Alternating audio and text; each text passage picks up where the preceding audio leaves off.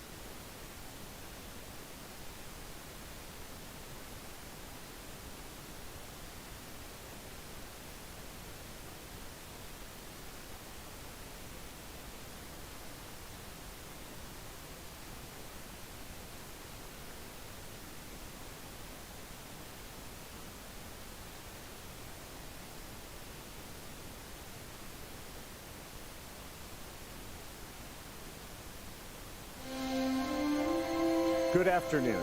I'm Lowell Singer, Senior Vice President of Investor Relations at the Walt Disney Company, and it's my pleasure to welcome you to Disney Investor Day 2020. We truly appreciate you taking the time to join us here today. Now, at today's Investor Day, we intend to convey why we are so excited about our direct-to-consumer opportunity, and also to answer many of the questions you've asked us since our first direct-to-consumer Investor Day in April of 2019. So let me provide some details for the day. In a moment, you will hear from Bob Chapek, Disney's Chief Executive Officer. Next, Kareem Daniel, who heads our media and entertainment distribution business, will discuss our commercialization strategy. You will then hear more detail about our direct-to-consumer businesses, including Disney+, Star, Hulu, and ESPN+. We will then take a 10-minute break. And following the break, our Executive Chairman, Bob Iger, will kick off a presentation of our incredible content pipeline, during which you will hear from many of our company's amazing creative executives. Later, our Chief Financial Officer, Christine McCarthy, will provide a financial update. And then after Bob Chapek wraps up the day, we will move to an analyst question and answer session. We are joining you today from Stage 2 here on our lot in Burbank, which is the same stage on which we hosted many of you last year. And while much has changed over the past 20 months, including our direct-to-consumer ambition, some things haven't changed at all, including our legal team. So, before we move on, I must mention that statements made in today's presentation may contain forward-looking information. Actual results may differ materially from what we are presenting today. The information you now see identifies and gives you details about some of the risks regarding those forward-looking statements, as well as where to go to get more information about our risk factors. Now, a couple of logistical notes about today. Due to some rights issues, we will only be able to stream some of the videos that we are showing today. We apologize that we can't share all of them. However, we do have a lot we can show you. And we also hope that you can view today's presentation on a large screen. Shortly after the conclusion of today's presentation, we will be making a replay of the event available. We will also be posting downloadable slides to our website. Finally, and most importantly, thanks for taking the time to join us today. And now it is my pleasure to introduce the Chief Executive Officer of the Walt Disney Company, Bob Chapek. Thank you, Lowell. I also want to welcome you all to our virtual Investor Day. While I wish we could be together for this, I think you'll find the presentation we have for you is truly spectacular. It's hard to believe. It's only been a year since we first introduced you and the world to a whole new way of enjoying the magic of Disney and the comfort and convenience of your own homes. We knew this one-of-a-kind service featuring content only Disney can create would resonate with consumers and stand out in the marketplace. And needless to say, Disney Plus has exceeded our wildest expectations with 86.8 million subscribers as of December 2nd. That's quite an achievement. This success has bolstered our confidence in our continued acceleration towards a DTC-first business model. And more importantly, it's launched the Walt Disney Company into a new era of delivering consumers truly exceptional entertainment built around our world-renowned brands and franchises. Given that storytelling is at the heart of everything we do at Disney, we're incredibly proud of how much our stories have been embraced by people around the world. 95% of the population in 12 of our top global markets engaged with our content over the past year alone, and more than 1 billion people have identified themselves as true fans with a deep emotional connection to our brands.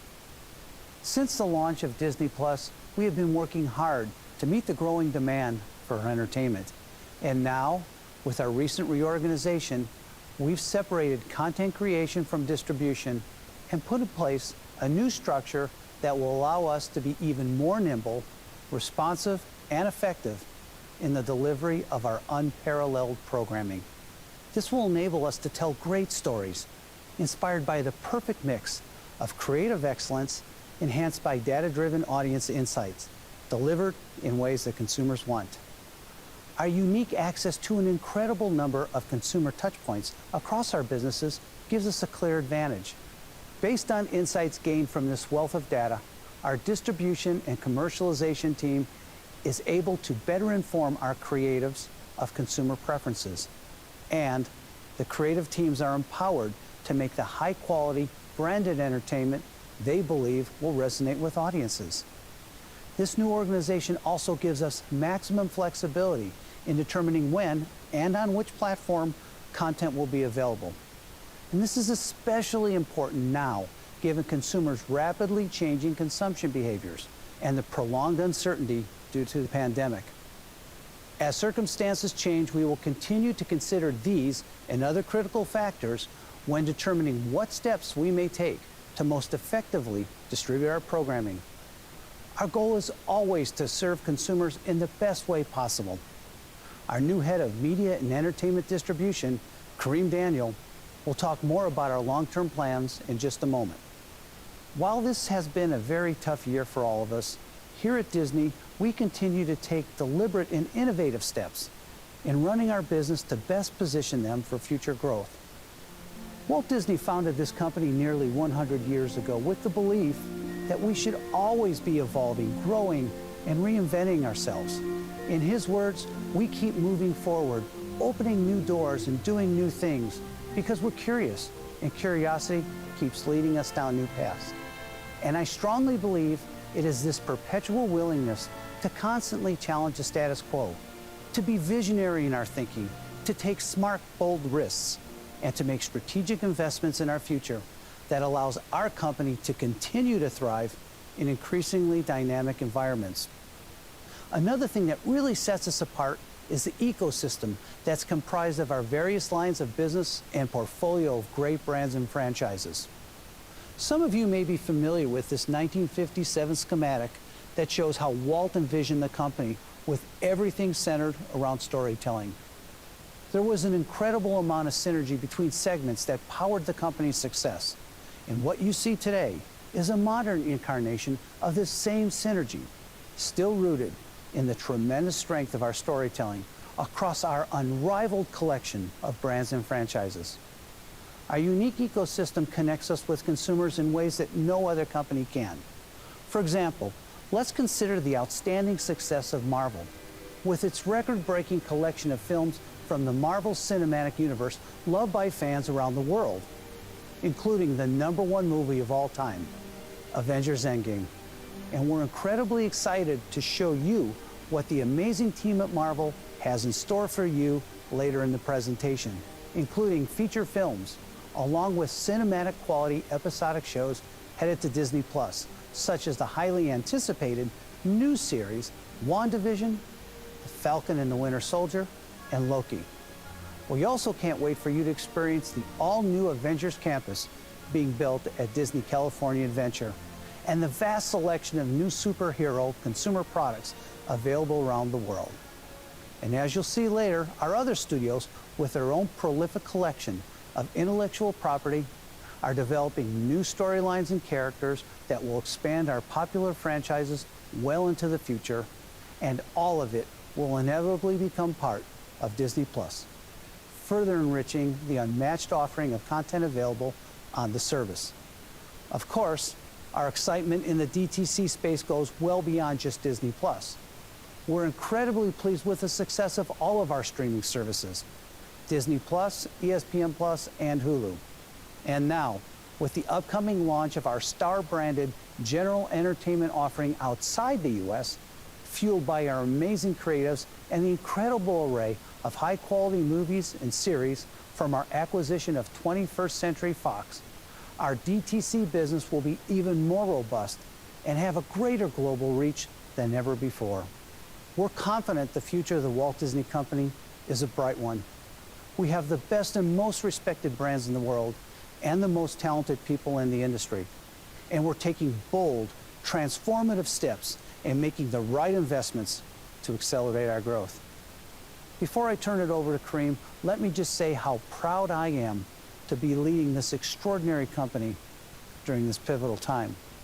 And like everyone, we are facing some tough short-term challenges.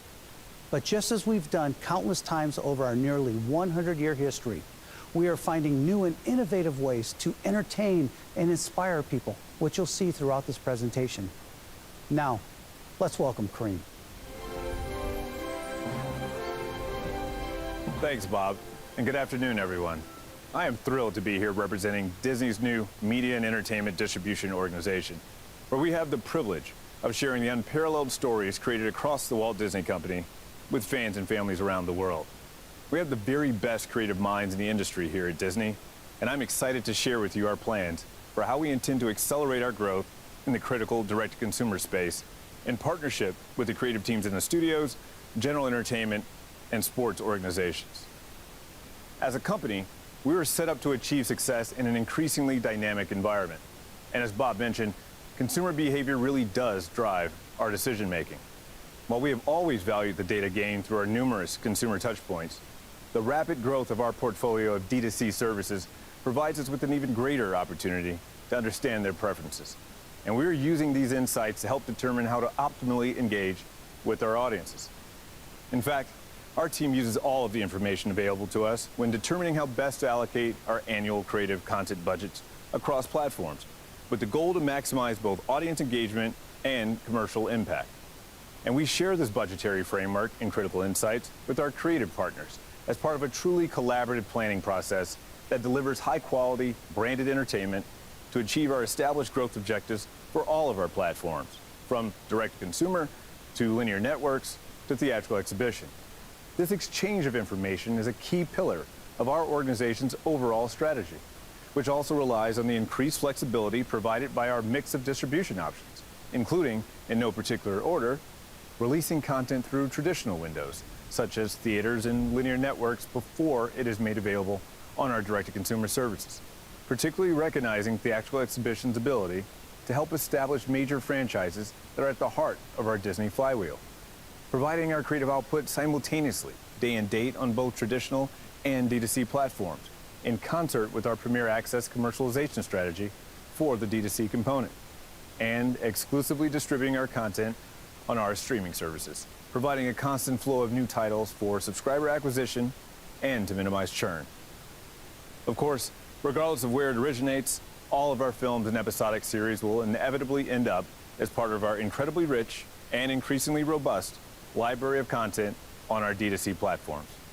Since streaming has quickly become a preferred method of consumption, we are prioritizing our D2C platforms, both in terms of how we distribute our content and also through an increased investment in original programming for Disney+, Hulu, ESPN+, and the upcoming Star-branded international general entertainment offering.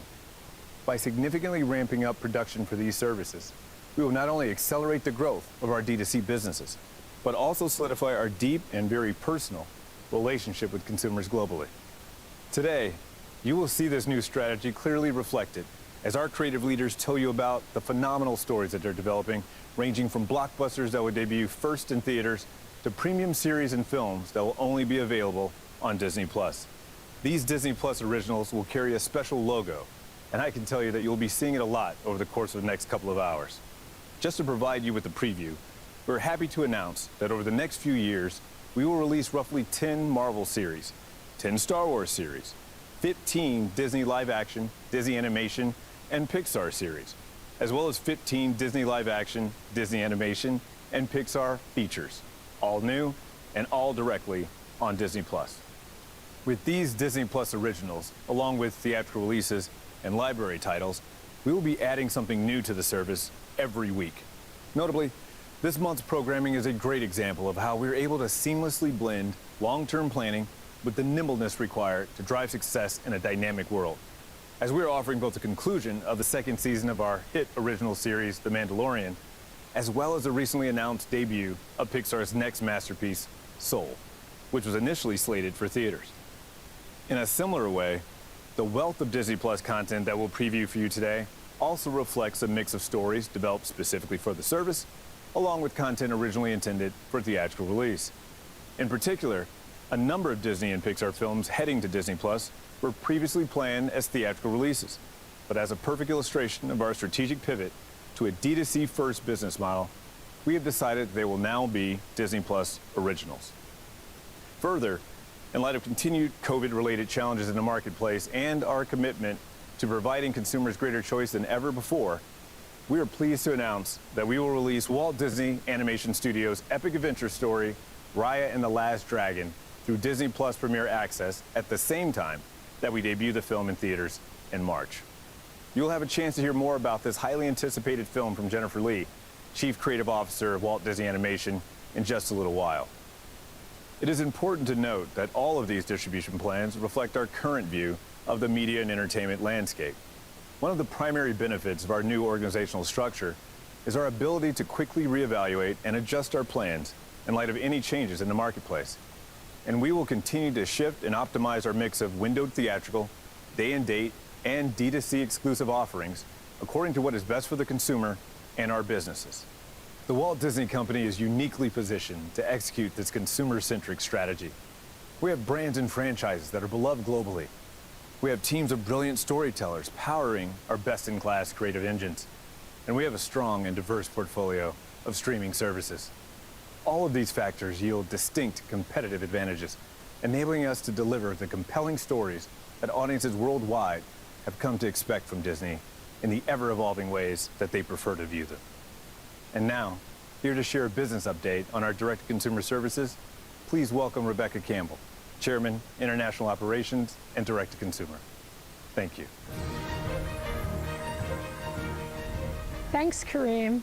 Today, I'm going to start by updating you on the incredible growth that our streaming services have experienced to date. And then I'm going to give you a preview of the exciting things that we have in store for our global direct-to-consumer offerings. Now, when you heard from us in April of 2019, we shared our guidance for fiscal year 2024. 60 to 90 million Disney Plus subscribers, 40 to 60 million Hulu subscribers, and 8 to 12 million ESPN Plus subscribers. I'm thrilled to say that our performance against those goals has been spectacular. As of December 2nd, we now have over 137 million subscriptions across our direct-to-consumer portfolio, including 86.8 million Disney Plus subscribers, of which approximately 30% are Disney Plus Hotstar subscribers, 38.8 million Hulu subscribers, and 11.5 million ESPN Plus subscribers. Due to this exceptional performance out of the gate, our aspirations have grown since we last met, and our CFO, Christine McCarthy, will provide updated guidance for our direct-to-consumer business later today. But first, I want to talk about Disney Plus. And by the way, our amazing storytellers could not have scripted this any better. In just over a year, Disney Plus has cemented its reputation as a singular destination for premium branded content. Our subscriber growth demonstrates the incredible consumer response as we've rolled the service out around the world. Our initial launch in the United States, Canada, Australia, New Zealand, and the Netherlands yielded an immediate response, 10 million signups as of day one. And then we quickly expanded across EMEA to the UK, Germany, Italy, Spain, France, and in more than 10 other countries. And then in Asia, we launched Disney Plus Hotstar in India and Indonesia, and executed a limited Disney Plus launch in Japan. And that will actually expand to the full market next year. And just last month, we launched in Latin America, including Argentina, Brazil, Mexico, Chile, Colombia, and Peru, and more than 15 additional countries in South and Central America.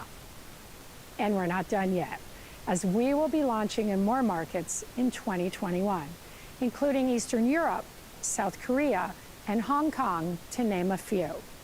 Now, to speak more about our global distribution strategy for Disney Plus, I'd like to turn it over to Michael Paul, President of Disney Plus and ESPN Plus. Thanks, Rebecca. That's a perfect setup. Across the globe, we have built early momentum by meeting customers wherever they are on the devices they prefer. The availability of our app on mobile and connected TV devices has helped us amplify our reach into more streaming households and deepen subscriber engagement. we have an extensive device footprint globally, which provides subscribers with a variety of ways to access Disney+. This was made possible by launching deals with Apple, Amazon's Fire TV, Google, and Roku, to name a few. I'm excited to announce today our new agreement with Comcast, which will make available a fully integrated Disney Plus and ESPN Plus experience to over 20 million Comcast X1 set-top boxes and Flex platforms, joining Hulu in the first quarter of 2021. While we've acquired the majority of our subscribers directly or through third-party app stores, our launch strategy also included wholesale agreements with a variety of distributors to further expand our reach and amplify our marketing. In the US, we have been pleased with Verizon's Disney Plus on Us promotion, and this past August, we extended our agreement to offer the Disney Bundle to their premium tier of unlimited customers. Verizon is providing a seamless experience for customers rolling off their initial promotion and upgrading to the Disney Bundle. The Disney Bundle combines Disney Plus, Hulu, and ESPN Plus in one for the low monthly price of $12.99. And in January, based on feedback from our customers, we'll make a version of the Disney Bundle that includes Hulu with no ads for $6 more per month, widely available, providing even greater choice and flexibility to our consumers. In Europe, we have distribution deals with leading pay TV and mobile network operators, including Canal Plus in France, Deutsche Telekom in Germany, Movistar in Spain, O2 in the UK, and TIM in Italy. In Asia Pacific, we teamed with Jio, India's largest telecom network and the third largest mobile network operator in the world, serving nearly 400 million customers.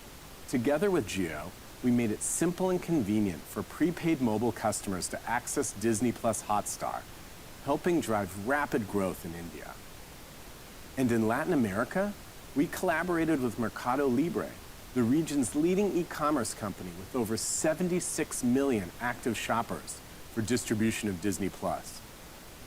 In addition, we are working with market leaders across the region with both a la carte and bundled offers. We have also been ambitious in experimenting with reaching new audience segments. Take, for example, our recently launched global offer with Epic Games that bundles Disney Plus with Fortnite purchases. By combining our incredible IP with authentic in-game tie-ins, we're able to market Disney Plus to millions of Fortnite players around the world. Now I'll turn it back to you, Rebecca, to speak to our Disney Plus engagement strategy. Thanks, Michael. Disney Plus has provided us the platform to bring more incredible content directly to consumers, at the same time as the world adapted to challenges brought on by the pandemic. And looking ahead, the content slated for Disney Plus over this coming year is truly extraordinary. And I can't wait for you to hear more from our amazing content creators later today. But before we get there, I'd love to tell you about how we're approaching the expansion of Disney Plus internationally. So as I mentioned earlier, our launches around the world have been a key driver of our subscriber growth to date. And what we've done in India will help illustrate how we have adapted our approach. With a rapidly growing middle class and expanding discretionary spending, India is a promising market opportunity. And we are uniquely positioned to succeed in India due to our existing presence with Star TV and Hotstar digital brands. This is why we decided to launch Disney Plus in conjunction with Hotstar to create a truly integrated entertainment experience for consumers in that market. Disney Plus Hotstar offers a massive collection of local content, from Bollywood films to TV series in 7 local languages, adding over 17,000 hours of original local programming every year. And importantly, Disney Plus Hotstar is the exclusive home for the most significant cricket events in the world: the Indian Premier League, the Asia Cup, the Cricket World Cup, and BCCI's India cricket rights. On top of that, offering all the best that the Walt Disney Company has in one place has made Disney Plus Hotstar the ultimate streaming destination in India, all at an accessible and an affordable price. Now, this strategy is our template for other South Asian markets, with Indonesia being the first, that are also driven by local content and mobile consumption. We know Disney Plus Hotstar can lead the region as the top streaming service for all of our consumers. So, building on the success of Disney Plus Hotstar in India and Indonesia, we will be launching Star and Star Plus as our general entertainment content brand outside of the United States. And we will be offering these brands in two different ways, depending on the market. Now, I know that this may be a lot to digest, so let me walk you through it, and I'd like to explain each strategy. Let's start with Star. In Europe, Canada, Australia, and New Zealand, and then a few other markets, Star will be fully integrated into Disney Plus. It will be accessible as the sixth brand tile in the app. Star will add a robust collection of our best original and library general entertainment films and series to exceptional content already available on Disney Plus. Star will include global hit series from Disney Television Studios and FX, to blockbuster films and significant library content from the Disney Library and our 21st Century Fox acquisition, to an array of exclusive local original content, specifically programmed to appeal to our subscribers within each market. We will be launching Star in many markets on February 23rd, 2021. We'll also be raising the price of Disney Plus to reflect the value of all of this remarkable content. For example, in continental Europe, we'll be raising the price by €2 to $8.99 with a similar adjustment in other markets. And then we'll use this approach as we launch Disney Plus with Star already included in additional markets, including Japan and South Korea later in 2021. Now, to give us a first look at the Disney Plus service with Star integrated, please welcome our head of product for Disney Plus, Gerald Jimerson. It's great to be with all of you this afternoon. Rebecca's given me a wonderful setup to walk everyone through the Star experience on a connected TV. So what is Star on Disney Plus? Star will bring a wide range of new content for families, older teens, and adults to Disney Plus. Now, when subscribers first encounter the new collection, they'll be greeted with an animation that highlights the new Star tile, as well as the new movies and shows available. Since we'll be adding entertainment with more mature ratings, it's important that we take the time to set expectations with our subscribers and make sure the titles they see are appropriate, even for the youngest members of the family. We work hard to make sure our parental controls are second to none. To that end, we'll ask subscribers to opt in for full access to the expanded catalog. We've created a simple process for them to change their settings in order to view titles with higher ratings. When a subscriber chooses to access the full Star catalog, we'll ask them for their password to confirm that they're the account owner. And we make it crystal clear that by clicking confirm, they're opting in to view content rated 18 and above. And with their settings updated, subscribers arrive back at the Disney Plus home screen, where all new content now joins the core family-friendly content of Disney Plus. Joining the other amazing brands that make up Disney Plus is the new Star tile. Like our other 5 brands, you'll find a dedicated Star landing screen to browse our general entertainment movies and series. Under the Star brand, you'll see newer movies like Kingsman, alongside classics like Die Hard and Alien, plus great series like Atlanta, Modern Family, Homeland, and The Americans. Returning to home, let's also check out the Marvel brand landing screen. We're now able to include even more movies like Logan and series like Agents of S.H.I.E.L.D., And for those with young children, our best-in-class parental controls ensure your family only sees the titles you want them to. With the addition of Star, we're making a service that tens of millions of subscribers already love even more compelling for older teens and adults, all while taking great care to ensure Disney Plus remains a secure, family-friendly place for all our fans. I'll turn it back to Rebecca to dive into the Star Plus strategy, and I'll be back in a few to walk you through a first look. Thanks, Cheryl. Now let's shift to our strategy for Latin America, where we are taking a slightly different approach. Unlike Star, which will be embedded in the Disney Plus app, our general entertainment content in Latin America will be in a standalone app. Given the strength of our sports portfolio in this region, we will launch a direct-to-consumer offering called Star Plus, which will include general entertainment TV series and movies from our studios, and a stunning array of live sports from ESPN, including an all-star portfolio of soccer leagues, Grand Slam tennis, and much more.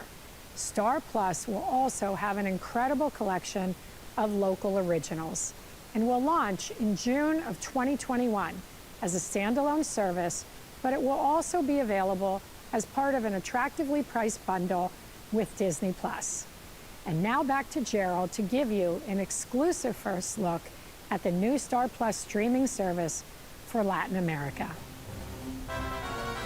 Now that Rebecca has set up the strategy behind Star Plus, I get to give you a first look at the experience. Star Plus is a standalone app and will have a world-class mix of great general entertainment movies and series from our studios.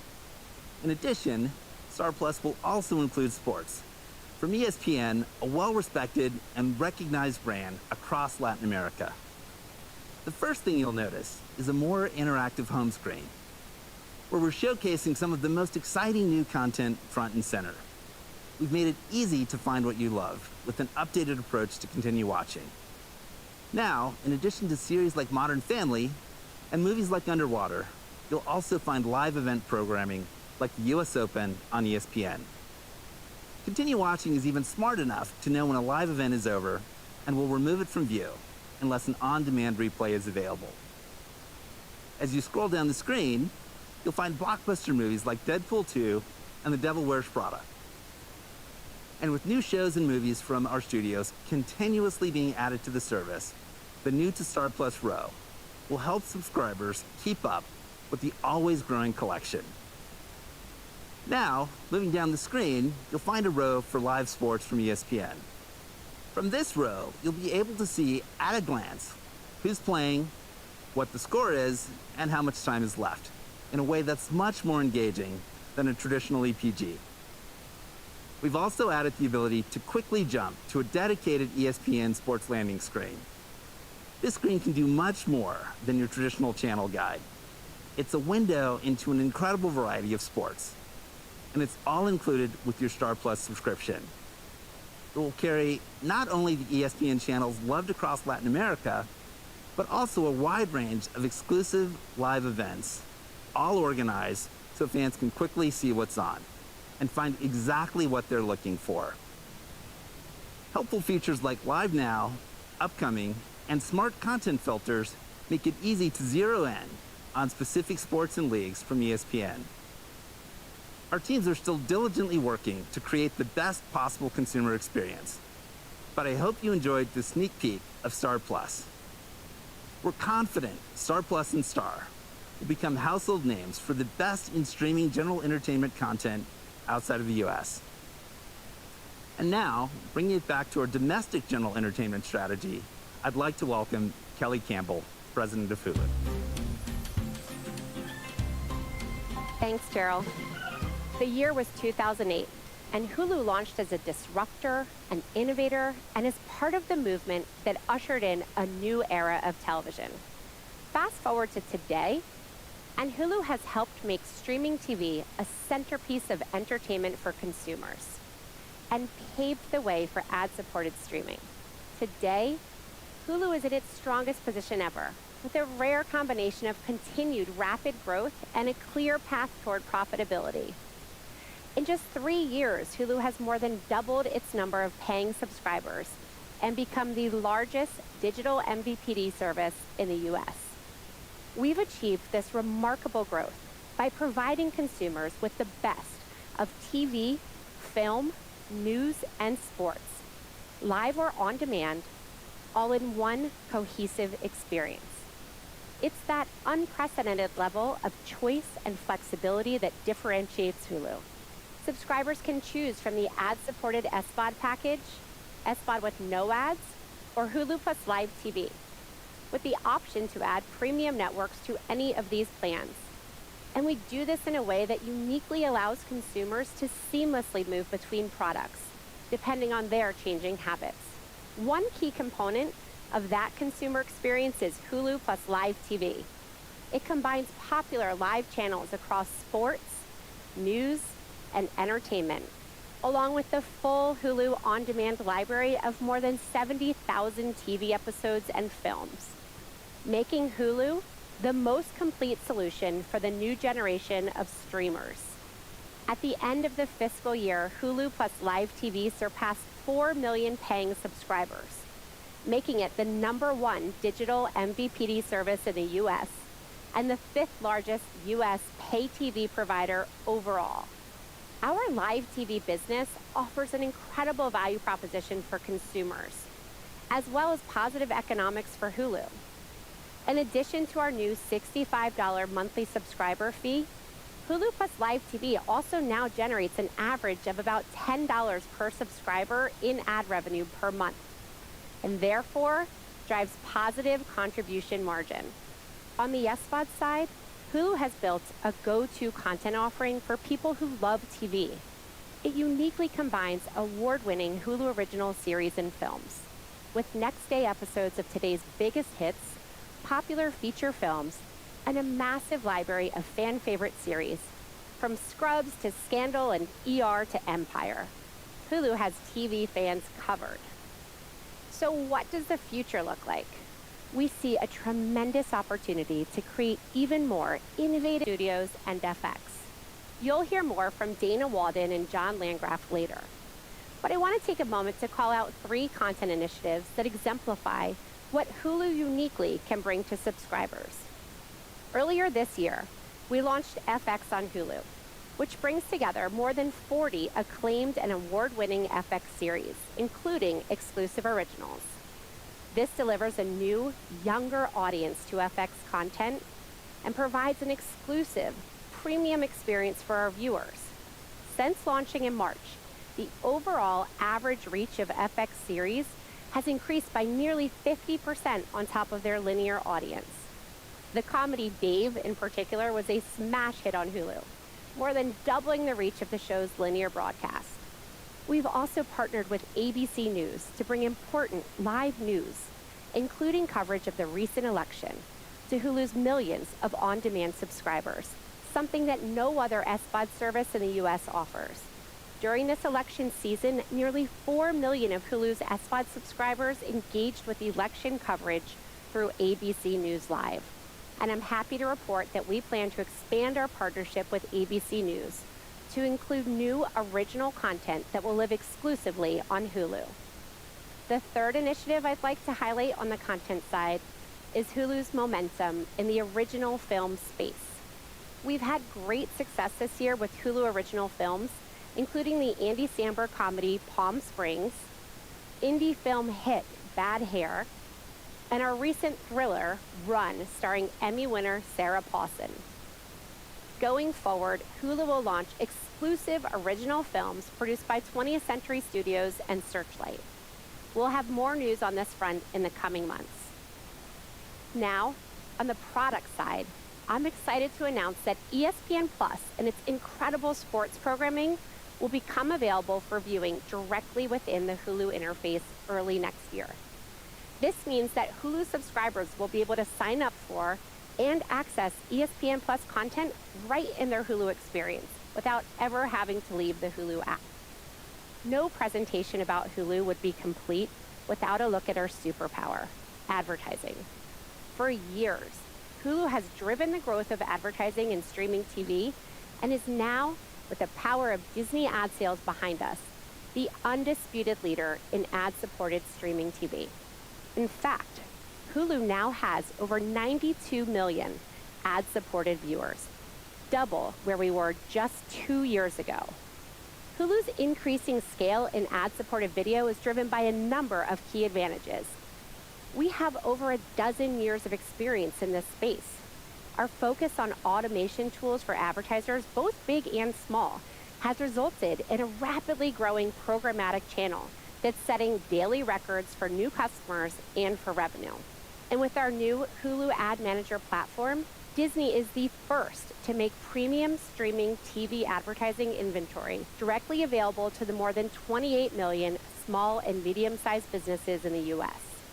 All of this, our incredible content, seamless product experience, and viewer-first advertising translates into tremendous financial upside. And thanks to the company's strength in advertising, the underlying economics of Hulu's ad-supported product, even at the consumer-friendly $5.99 price point, are generally on par of that with the no-ads product. We're really proud of what we've built at Hulu and of where Hulu is today. And with an infusion of even more content from our creative partners at Disney Television Studios, FX, ABC News, 20th Century Studios, and Searchlight, we're incredibly optimistic about our future. Now, let's turn it over to Michael Paul, who will share an ESPN Plus business update. Thanks, Kelly. Hulu's future really looks exciting. ESPN Plus quickly became the #1 sports direct-to-consumer service with its unique and differentiated set of live events, original programming, and editorial content. Our business strategy includes diversified revenue streams across subscription, advertising, and pay-per-view. We are really proud of the progress we've made to date.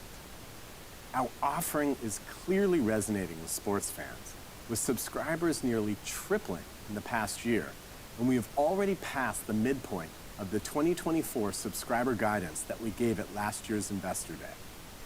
Despite an unprecedented year of disruptions, ESPN Plus has delivered over 10,000 live sporting events, including all of our top 10 most viewed events ever, with 9 of those coming since May.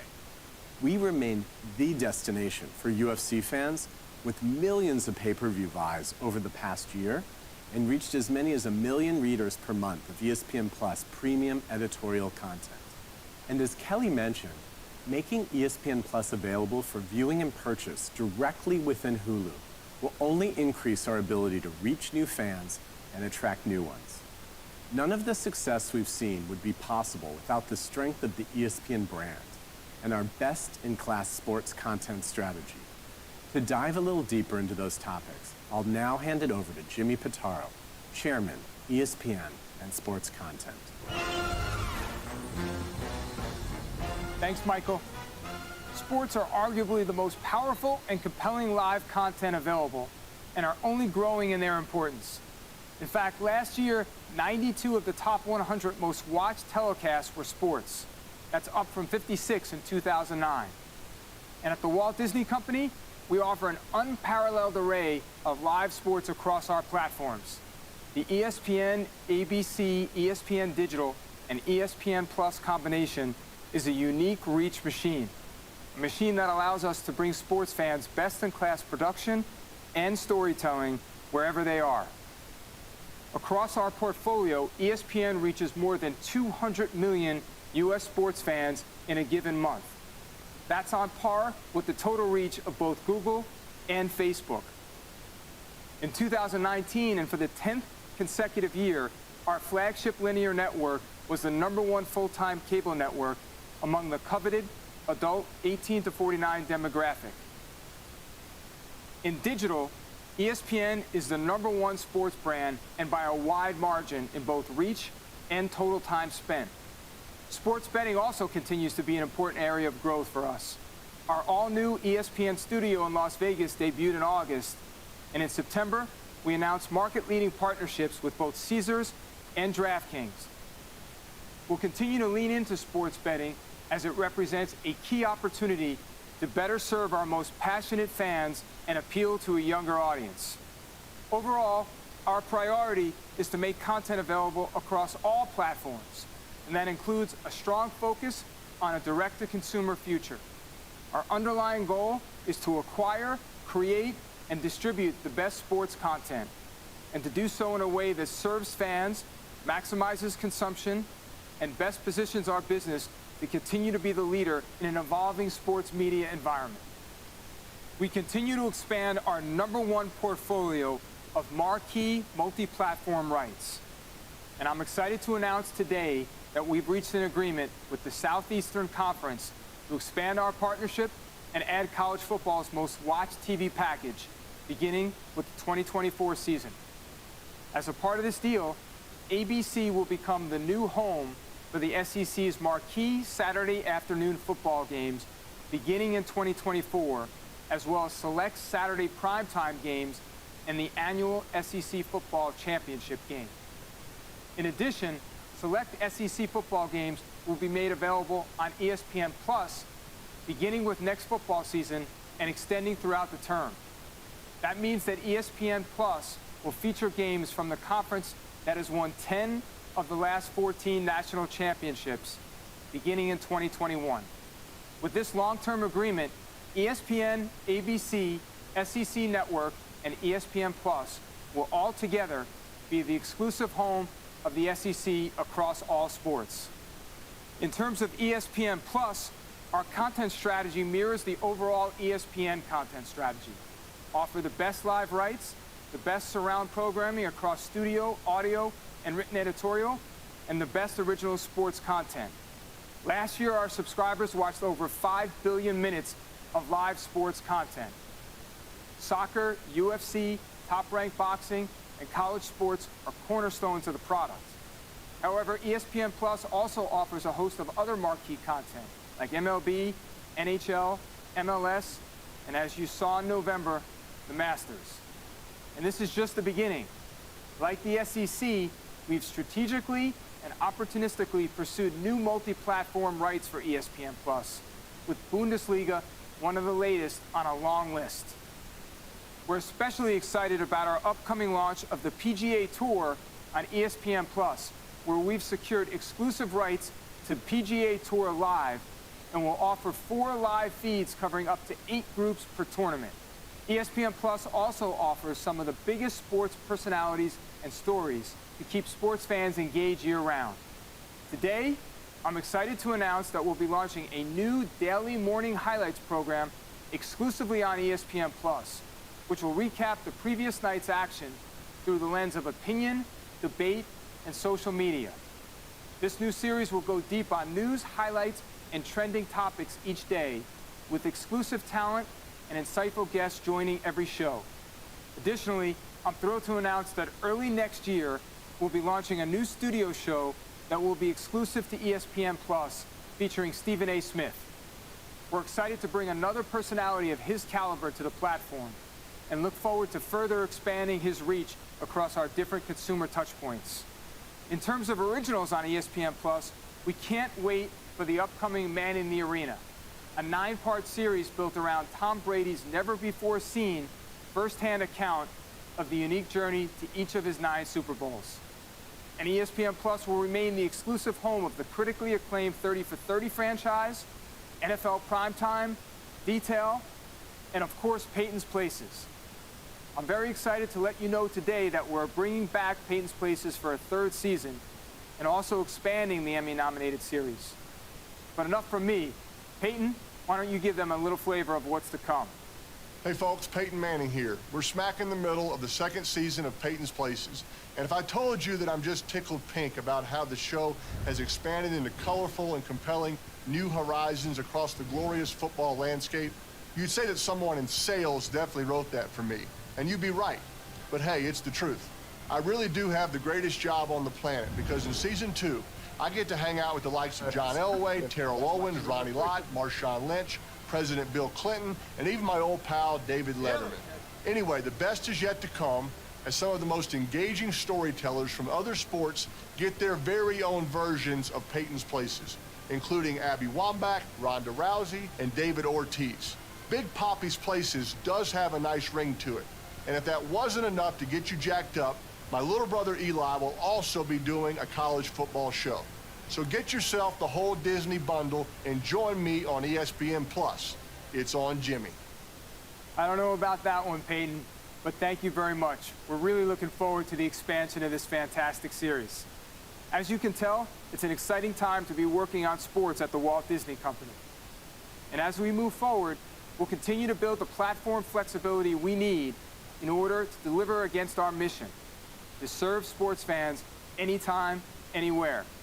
We'll continue to listen and respond to our fans, and as they increasingly turn to direct-to-consumer platforms, we'll evolve the ESPN offering to meet their needs. Our unique ability to reach fans with compelling sports programming across linear, digital, and direct-to-consumer platforms will further augment our market leadership in the sports space, and we couldn't be more excited about our future. Lowell, back to you. Thanks, Jimmy. We will now take a 10-minute break to give you an opportunity to stretch your legs and grab a snack.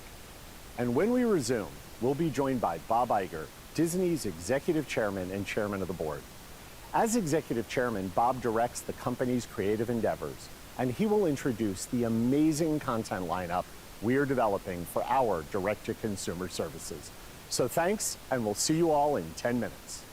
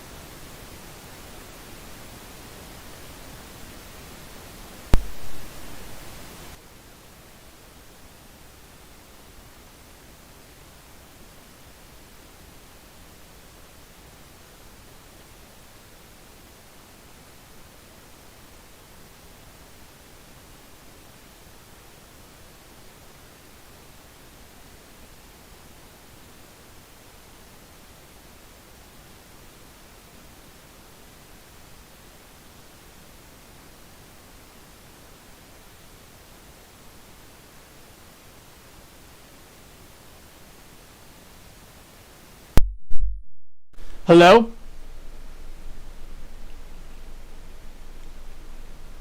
Is that it? Can you hear me now? Hello? Is that it? Yeah.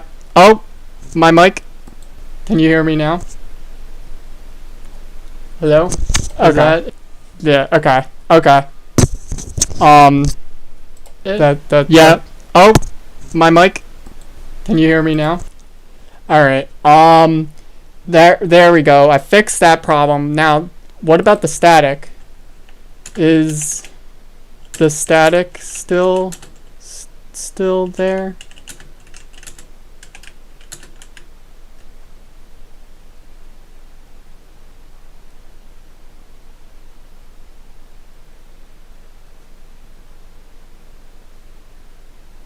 All right. Oh, it's gone? Okay. We could get back to the we'll get back to the game award the thing. All right. High quality of our storytelling. All right. And it is evident across all of our distribution platforms. Production values and talent for our James, streaming or content, you both in front subscribe? of and behind the camera, are on par with our theatrical releases. Truly, the only difference between these All right. and our feature films is length. You'll also see that we are redoubling our efforts to create Ooh, rich, diverse okay. content that best represents the world we live in and the consumers that we're making that content. My mic was muted. I've realized that it was muted on my side of the what's it called again. Themselves and their experiences reflected in our stories. And by further expanding our storytelling to include a multitude of perspectives, we believe we will forge an even stronger connection with our consumers. We've got an incredible slate of new content to show you today. Okay. Wait. It's going to take Okay. a while to get through all of it. Okay. But we promise you there'll be Okay. worth sticking around for. Okay. And since all of you are watching this from home, it's not like you have anywhere else to go. Yes, we do. Then we'll kick things off. But first, here's a great sizzle of what's in store for our general entertainment platforms. General entertainment. General entertainment. Come on! Dude, I feel like I'm at a Ariana Grande show, and she hasn't even came on yet. What the hell? I gotta wait another damn 2 minutes? Jesus Christ.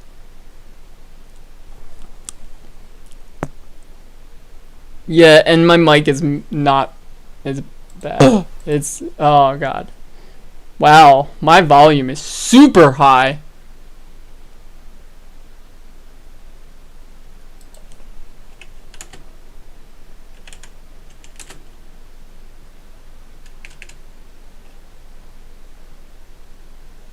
Yeah. Yeah.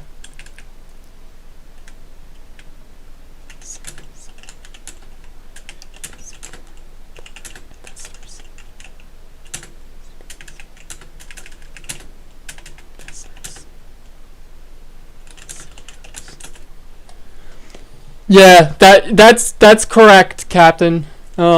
He makes sense. Some of the footage is probably not for us because it's for investors and CEOs and stuff like that, for the financial institution. I'm probably gonna end it at 8 o'clock. So, and then we'll just jump right over to the Game Awards. I'm wondering if my friend is just gonna hop in at 6:30. I'll see if he's available. Cause they I don't know. But let's just see when this happens. All right, so it seems like I'm getting way much better with the average watch time. The watch time is going higher. I usually never have a watch time of 3 minutes and 24 seconds. So I do like that. If anyone wants to talk in the chat, it's awesome. I love talking to people. It's great. that's mainly why I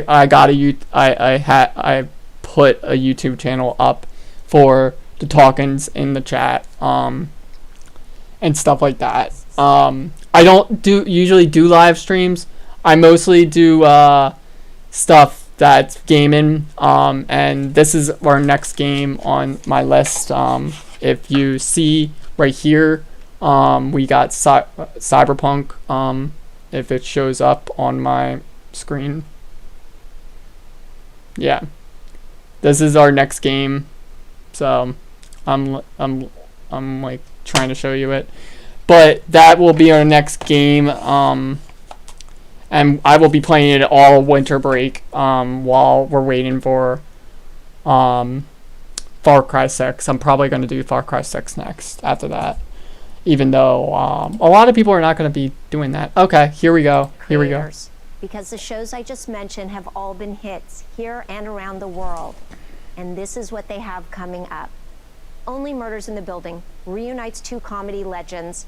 They'll be joined by one of the most popular stars on the planet. Okay. Someone who has over 370 million. Is this on Hulu? Oh my god. This sounds good. Automatically. I love what's it called again? He's so funny in the Cheaper by the Dozen series. And then Selena Gomez, definitely always nice to see her in a show. I wonder what it's about. So let's check. I don't know who this guy, the second guy is. He sounds very important and someone that maybe my parents would know from other shows or TV or movies. Maybe he's a comedy guy, legend or something like that.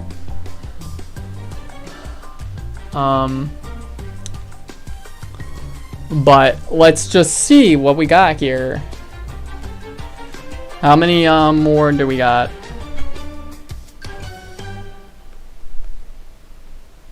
These next two series are ripped from the headlines, the type of stories our audience loves. The Dropout is the unbelievable story of Elizabeth Holmes. She's the Silicon Valley con artist who captivated the world. Ooh. This show started with a So, gripping investigation what is this from? podcast Is this produced by our on going to be on very own Hulu? ABC News. It's probably going to be on Hulu. Ooh, Kate I know her from a lot of shit. She's a really good actress. So this might be a good series to check out. I'll be checking out all these series definitely. I don't really care like a lot about like series, but I actually watch most series no matter what it is, no matter what genre it is and what's it made for. I watch it. I don't care. That's why I have like millions of shows on my lineup, and I probably have like a Monday, Tuesday, Wednesday, Thursday, and Friday, and Saturday and Sunday, basically. I probably don't watch Friday shows, but and Saturday and Sunday shows, but maybe Sundays and Monday, Tuesday, Wednesday, and Thursdays. I usually have those always booked. I used to before the coronavirus hit, and now I'm waiting until next year, I think, for Flash and everything to come back on. Alright. Dope Sick is a deeply emotional drama series. It's about heroes who are battling the worst drug crisis in history. It's an important story, and we've assembled. I just wish I knew where oh, yo, this sounds sick because we got Michael Keaton, and then we got the girl that plays is that Gamora? I think that's Gamora, if I'm not mistaken. I'm not. I just want to make sure on my list. Is that Gamora?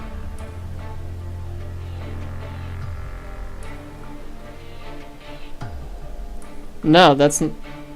Oh, that's Ahsoka. Okay, I'm sorry. I'm a little bit off. I know she played like someone that you wouldn't recognize without the makeup. So, and I saw that name recently, so that's interesting. What's this for? Is this for Disney Plus or Disney Stars? I really want to like just So check. 3 distinctive series from 3 great creators, all featuring major Okay. stars and 5 minutes, guys. Who I just got an addition to announcement shows from we own, Cosmic Wonder, Hulu also one of my continues to favorite pick series from YouTubers. outside I'll studios, credit him. I'm just kidding. especially shows from the But collection he's creators like awesome. Disney He's an Plus. awesome guy. He's one of my 5 favorite minutes, writers, a and bunch of he's Marvel also announcements. past 20 So years. we are ready. From In Ally 5 McBeal minutes, to I will be Bill blowing Nye, up, searching probably everywhere. jumping And the next one, along, probably She's hurting Hulu. myself. Let me get some stuff out of the way, because this is about to get real. It's about to get hairy. Oh god. Oh, ooh, that sounds good. I wonder if this is all on Hulu. This sounds like it's all on Hulu. Because these shows are sounding some pretty good people along these lines, and I'm gonna check out where these shows are, because Nicole Kidman and Melissa McCarthy, this sounds like some type of drama. The only thing is different is that I can't even speak. Melissa McCarthy is known for comedies. So I'm ready. Marvel stuff in 5 minutes, guys. In 5 minutes, we got Marvel stuff in 5 minutes. I have prayed for this moment. I have prayed for this moment. It is here. It is one and only here. God is good all the time. If Haley Steinfeld is real and she is actually in the MCU, it's real. It's real, and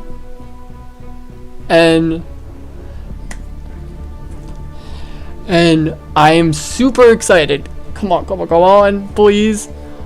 Get this thing off my screen. I want the Marvel news. I want to see the Marvel characters too. I want to see some castings too. And while we're hard at work on new series, Hulu also has returning Okay. hits, like Golden So, Globe okay. winner Rami, Okay. Emmy-nominated The Great, Okay. and Emmy, Golden Globe, and Peabody Award winner The Handmaid's Tale. Wow. Handmaid's Tale is the So greatest this is drama all Hulu it's a stuff. juggernaut. So that they were just There are announcing many some Hulu acclaimed stuff. shows out there, but I do love The most Handmaid's people Tale. don't like this one. Fantastic show. Definitely recommend this show for more people that are a little bit older. Definitely older people, but it's a fucking good show. What happens in the next few weeks will determine the future of this country. Change never comes easy. I just started watching this actually because I wasn't able to watch it until I got Hulu. But dude, it is sick. This trailer, oh my god. You can't save her. Some women don't want to be saved. Oh my god. Oh my god. Dude, I have chills already. And that's not even the Marvel shit. Hell. Handmaids is the biggest hit in the history of Hulu, and we are committed to its future. As a matter of fact, I'm happy to announce today that we're ordering season 5. Now I want to talk about Wow. animation for just a moment. Look at the shows we've produced over the past 3 decades. We have the largest library anywhere, and we're making more than 1,500 episodes available for Hulu and Star. And finally, I want to talk about reality shows, because the Hulu audience Okay. loves them.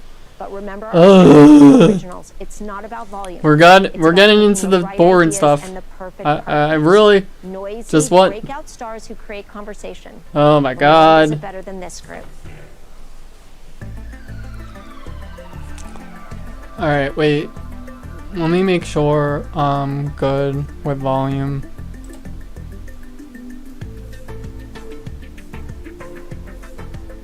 Alright, well, I was just checking to see if we got anything.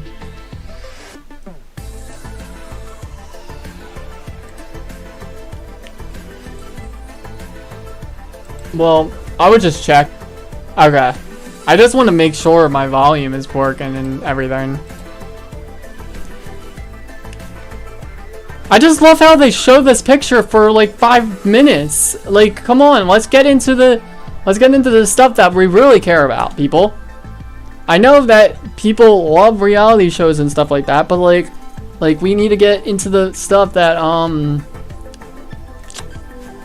that really matters. Marvel is the one and only reason I have came here, besides Lucasfilms. We're thrilled to bring these global stars to a global audience. What I've shared today is just some of what's in store. Our biggest hit makers are creating great shows that we will make available to Hulu and Star. They'll join an incredible lineup from our vast library. It's truly game-changing. And speaking of game changers, I'm happy to introduce the longtime leader of the most prestigious brand in our industry. Here's my great colleague, John Landgraf, to talk about FX. Okay. Thanks very much, Dana. I've been honored to be your colleague over these many years, and I'm so happy we get to continue our wonderful partnership at our new home. 25 years ago, FX began as a location rather than a mark of any particular distinction or quality. Okay. Specifically, FX was just the name of a linear channel in a cable program guide. Still, one thing we all know from the great legacy of Disney is that if you work hard enough, you can sometimes take a once ordinary location, just a vacant plot of land, and invest enough passion and creativity in it to make it an extraordinary destination and brand. We only got one trailer so far, and that was the Handmaid's Tale. I'm wondering what else we're gonna get. I'm hoping we're getting a lot of stuff. One of the more than 500 just like it into something truly special.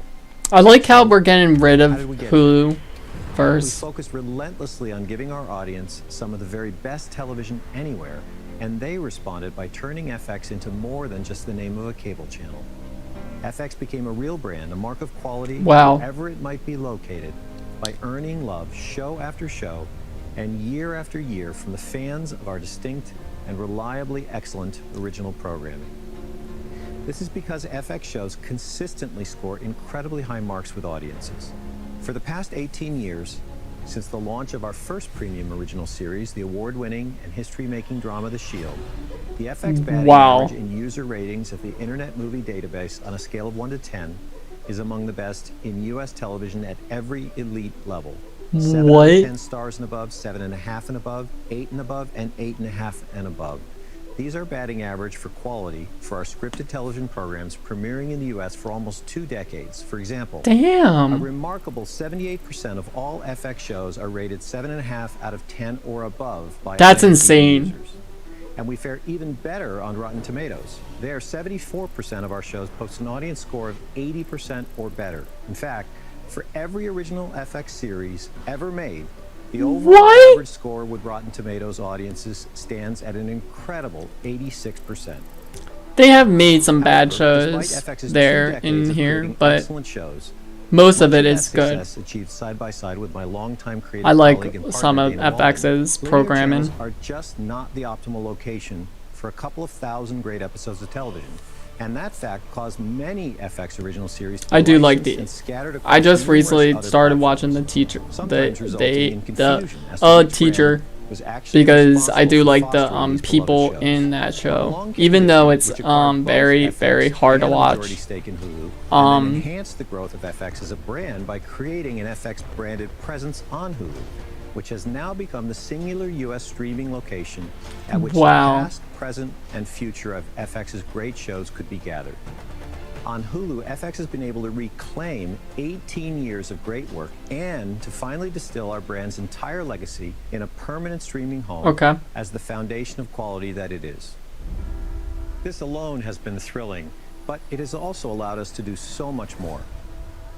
Since March, we have made all of our great FX linear originals available to Hulu subscribers the day after they premiere on our channels. To put the extraordinary impact of this opportunity in perspective, the average audience of FX scripted series launched on Hulu has increased 120% over their audience on our channels and VOD sites alone. This is insane. 120%. And with the expansion of distribution that Hulu provides, every single one of FX's returning series has posted year-over-year viewership increases. So the addition of the FX brand has significantly expanded the audience reach for FX and added to the outstanding results Hulu has already been achieving with their own excellent original programming. Curious why my mom is bringing home for food. Because of production delays, that's the that was a weird transition. Most of our shows are back up and running, and we expect to begin rolling out shows again early next year. New seasons of FX linear series coming soon to Hulu subscribers include Atlanta, American Horror Story, Dave, What We Do in the Shadows, Mayans, Better Things, Snowfall, and Archer. And I'm delighted to announce today 4 more seasons of It's Always Sunny in Philadelphia, which will take Sunny to season 18, 4 seasons longer than the prior record holder for longest running live-action sitcom in television history, Ozzie and Harriet. Even more importantly, wow, 4 more seasons of Always Sunny. Wow. Branded FX original series for and my camera is not available globally to Star. I just realized my camera was looking up the whole entire time. Exclusives on Hulu, Mrs. America, Devs. Yeah, I realized my camera was all the way up. Slowing us down, our FX on Hulu exclusive slate expands. That was my fault, guys. The Old Man, starring Jeff Bridges, American Horror Stories, a new anthology series by Ryan Murphy. Where is it at now? Longest running FX original drama hit. Platform, an innovative scripted Where is it now? anthology about Okay, the that's craziest perfect. aspects of pop culture from BJ Novak, an actor and I just saw it, and it's like facing upward, and you guys only could see like this. Ooh, that sounds good. I like Taika Waititi. And Why the Last Man, a new drama series based on the acclaimed and beloved graphic novels starring Diane Lane. You can see how well Disney's strategy to brand FX content is already working, and how bright the future is for it's awesome. the FX brand. He's awesome, guy. And for the contributions it will make to both Hulu in the US and Star internationally. He does a fantastic job as double our output, the 30 stuff. original programs each year. While I know that doesn't sound like a huge number in the era of peak TV, I assure you that these 30 shows will punch vastly above their numerical weight, just as FX originals always have, because we will strive, as always, to ensure that every single I'm just one of them will waiting be for excellent. another. A truly great aspect of the streaming era, as Disney quickly and overwhelmingly demonstrated with Disney Plus, and as FX has now been able to replicate with the Do success like of how FX originals streamed on Hulu, is that we're getting today's like new programming a couple of is people tomorrow's watching this perpetual library. with us. Because of this, Yeah, FX and I'm really all liking Disney's it. many brands I'm can create checking incredible the long-term value live, for fans and shareholders. and I have seen like Because 2 we to know 3 that people or streaming 4. subscribers will now 4 be is the able to highest, easily but and conveniently find, treasure, I'm and so share sorry their for the favorite static series and earlier. That was my fault. I think it was because my mic was muted and something was going on with the mic. almost a century, it has devoted itself more than any other entertainment company to consistently creating truly great and memorable stories. FX belongs at Disney because we fervently share this belief, and the marrow of our brand is built on it. Finally, I'll conclude today's presentation with a few examples of some new and unique branded FX original series that are currently in the pipeline. Okay. We are moving quickly to bring audiences the first television series based on one of the greatest science fiction horror classics ever made, Alien. FX's Alien will be helmed by Noah Hawley, stepping into the creator, executive producer chair, working alongside Sir Ridley Scott. Yo! Not too far into our future, it's the first Alien story set on Earth. And by blending the timeless horror of the first Alien film with the Okay, nonstop please action of don't effects, do this to it's me. going to be a scary thrill ride We are full of streaming back right row now. seats. We are streaming. Dude. 30 seconds. Wow. The biggest sci-fi announcement. Alien is getting a TV series. I think they said TV series. And it's gonna be set on Earth. Jesus Christ. Is this gonna be the Marvel news now? Come on, let's get that Marvel news. Let's get that Marvel news. And finally, we'll be embarking on one of the most sweeping, sophisticated, and adult series FX has ever created. A retelling of James Clavell's beloved epic saga, Shogun. Set within the riveting and real Game of Thrones that was feudal Japan, it is adapted by Jeff Marks and Rachel Kondo.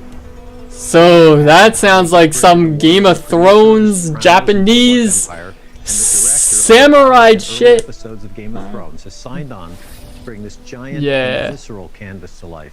It sounds like a big ass show. Projects we have in our slate, along with a number of others in early development that we will be announcing in the coming months.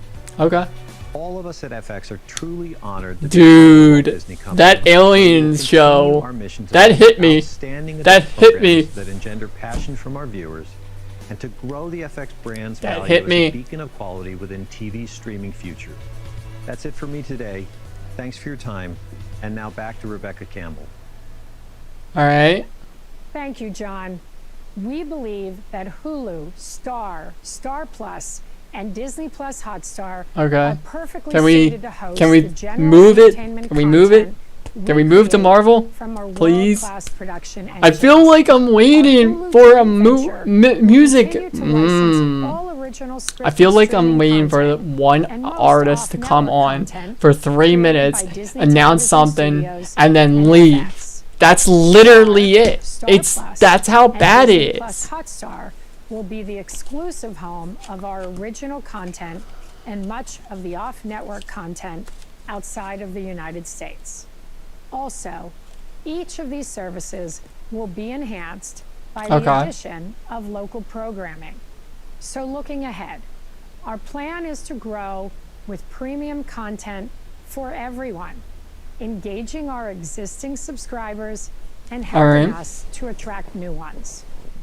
And now, we're going to switch gears.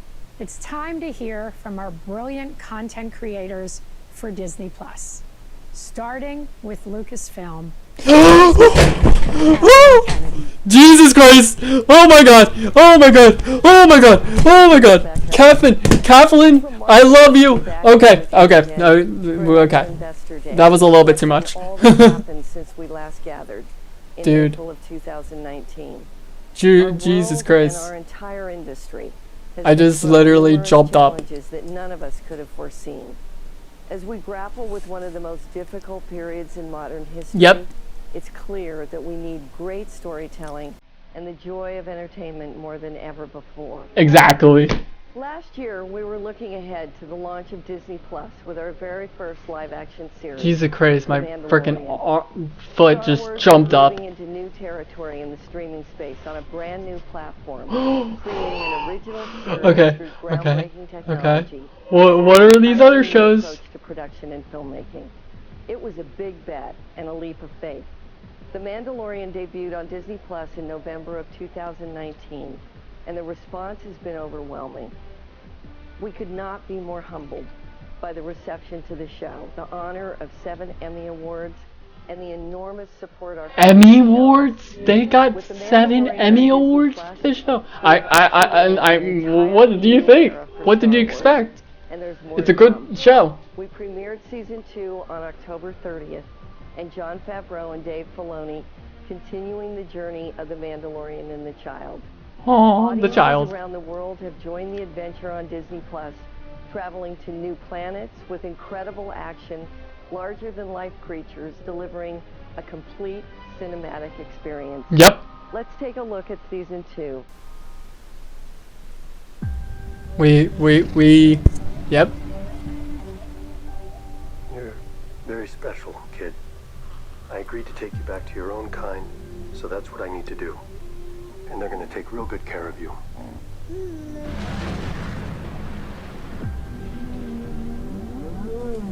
Yeah, because we watched this. We watched all this crap. What do you know of the Jedi? Nothing. Ahsoka in kind of spoiler. Bo-Katan. Am I saying that right? Bo something. I gotta get that name right. If you're a fan, Star Wars fan, Bo-Katan or something like that. Katat or something like that. I don't even know. Katan or something. Bo-Katan. Bo-Katan. I think that's her name. Yeah, you said. What is that thing? I keep it around for luck. Yeah. You're gonna need it where you're headed. Ooh. And we've seen most of this footage. They're probably not gonna show any new footage because they're gonna try to keep it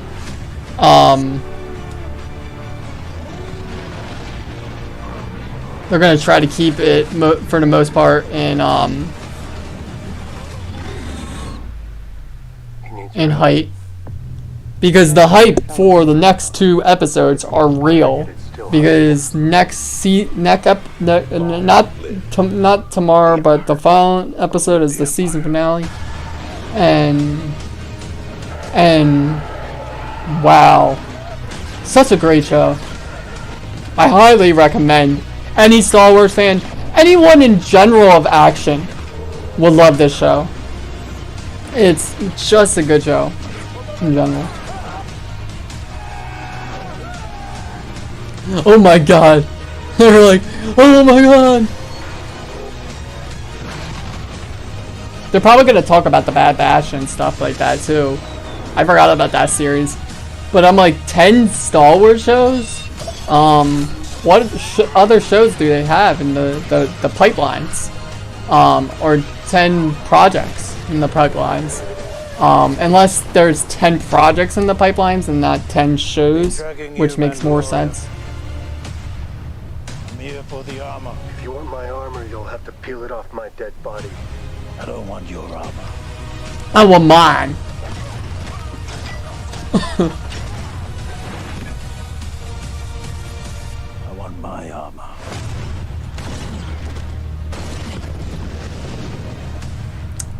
And you all know how I feel about that guy. He's such a great character, but I don't know about him coming back. Today I'm excited to share with you that John and Dave are concurrently developing 2 new spin-off series exclusively for Disney+. One, The Rangers of the New Republic, and the other featuring fan favorite Ahsoka Tano. Set within the timeline of The Mandalorian, these interconnected shows, along with future stories, will excite new audiences, embrace our most passionate fans, and will culminate in a climactic story event. The next chapter will debut on Disney Plus Christmas of 2021. I'm fortunate to be surrounded by incredible talent both in front of and behind the camera, with a company full of people who care passionately about high quality. We know the Ahsoka show was coming, but the New Republic, I'm more curious about that stuff. Moments when a new way of filmmaking changed the way stories could be told forever. Working with Jon Favreau to create the world of The Mandalorian with our own Stagecraft technology has been one of those moments. Yep. Stagecraft is a new virtual production tool that utilizes the latest innovations in real-time graphics and massive LED screens that allows us to bring entire locations into a soundstage and photograph them live. Wow. Stories in ways we could only dream of a few years ago. That's insane. This new collaboration process brings the artists and the crews into a creative partnership. How did I know that Ahsoka was going to be a show? And post, all in sync to preserve the cinematic culture. Because, like, I was thinking Ahsoka was going to be a show and that she was going to go search for Grand Admiral. By eliminating unnecessary travel, a more controlled environment, and efficiencies with set design and special effects that allow for an Marvel is going to be like the last thing because everyone's hyped for the Marvel stuff and we are all hyped for the Marvel stuff. I'm going to see if I can get my friends in for the Marvel stuff. Let me check what they're doing. Of Stagecraft has allowed us to continue to work during 2 this hours ago. pandemic. I don't think I'm gonna get them in time On for The Game Mandalorian Awards. Season 2, we expanded Stagecraft's capabilities further and built an even larger volume. Additionally, we are building 3 more volumes right now Wow. in Los Angeles, London, and Australia, advancing the Disney-owned technology and building the studio of the future. We have a vast and expansive timeline in the Star Wars mythology, spanning over 25,000 years of history in the galaxy, with each era being a rich resource Wow. for storytelling. Now with Disney Plus, we can explore limitless story possibilities like never before and fulfill the promise that there is truly a Star Wars story for everyone. One of the most exciting and ambitious new series we have coming to Disney Plus in 2022 is Andor, a tense, nail-biting spy thriller in the Star Wars universe created by Tony Gilroy. Tony's incredible success That sounds with the Bourne familiar. Identity films distinguishes him as one of today's best creators of the modern spy genre. We couldn't be more thrilled to have him at the helm of this new series for Star Wars. Diego Luna will be back in the role of Rebel spy Cassian Andor from Rogue One, and he will be joined by a fantastic new cast that includes Stellan Skarsgård, Adria Arjona, Fiona Shaw, Denise Goff, Kyle Soller, and Genevieve O'Reilly as Mon Mothma. We just began production in London 2 weeks ago. Here's a special look at Andor. Wow. Alright. So when is Andor? Okay, so Andor probably is taking place in 4 and 5, I would think. Or when was the when was Rogue One? Rogue One, Guys, I never it's a film that connected new audiences with the oldest fans. Yeah, Rogue One was 3 to 4, I believe. Bittersweet feeling, you know, in the premiere. I might check it Knowing out. that it was just one film. I wasn't. I never watched But then Rogue magic One. happens, right? As you can see, we're getting ready. We're building stages, we're rehearsing, we're training, we're trying costumes, we're doing everything to make sure we do the best. This sounds like a bounty hunter show. I'm really excited having the chance to explore Cassian. It's really fun to go on a set that is emulating something you like so much. Yeah. The enormity of this is like doing a big feature film. It's very cinematic. For me, that's where the excitement is. 12 episodes, 12 scripts, over 200 named cast members. Holy over 1,000 crap. Crowd people, a lot of creatures that come in. It's probably going to take a while to make. That's why it's coming out in 2022. With a film, there is no difference in our approach. Every creature and droid that we've been building has the same care and level of attention to detail as the previous films. It's huge, it's thrilling, but also it's wonderfully challenging. There's tons of possibilities to explore. It is the building of a revolution.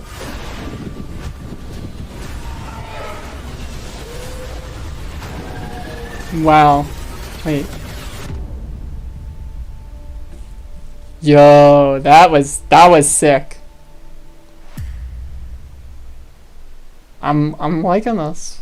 I'm really liking this Last so far. August at the D23 Expo in Anaheim, we announced the return of Ewan McGregor in the iconic role of Jedi Master Obi-Wan Kenobi for a special event series on Disney Plus. Obi-Wan Kenobi begins 10 years after the dramatic events of Revenge of the Sith, where he faced his greatest defeat, the downfall and corruption of his best friend and Jedi apprentice. 10 years. It's only 10 years. Oh, Jesus Christ. So it's in the dark I'm time. thrilled that Hayden Christensen will be returning in the role of Darth Vader. This will be the rematch of the century. It will be the rematch of the century. Coming off the great work she did with us as a director on season 1 of The Mandalorian. Production will begin in March of next year. Here's an early look at Obi-Wan. Please, please. I want an early look. Oh my god. Oh my god. Hyperventilating. Hyperventilating is real. Hyperventilating is real. I wonder what people are thinking. Oh my god. My hyperventilating.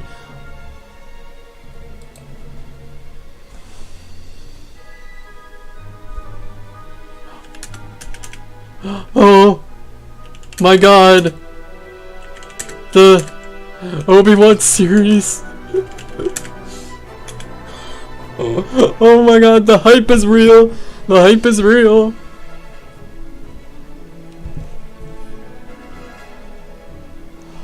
Oh my god. The hype. The hype. The hype. Oh my god. Oh my god, I'm about to have a heart attack. I'm really about to have a heart attack. Here. Already. Hayden Christian is coming back as Darth Vader! And he's fighting Obi-Wan again!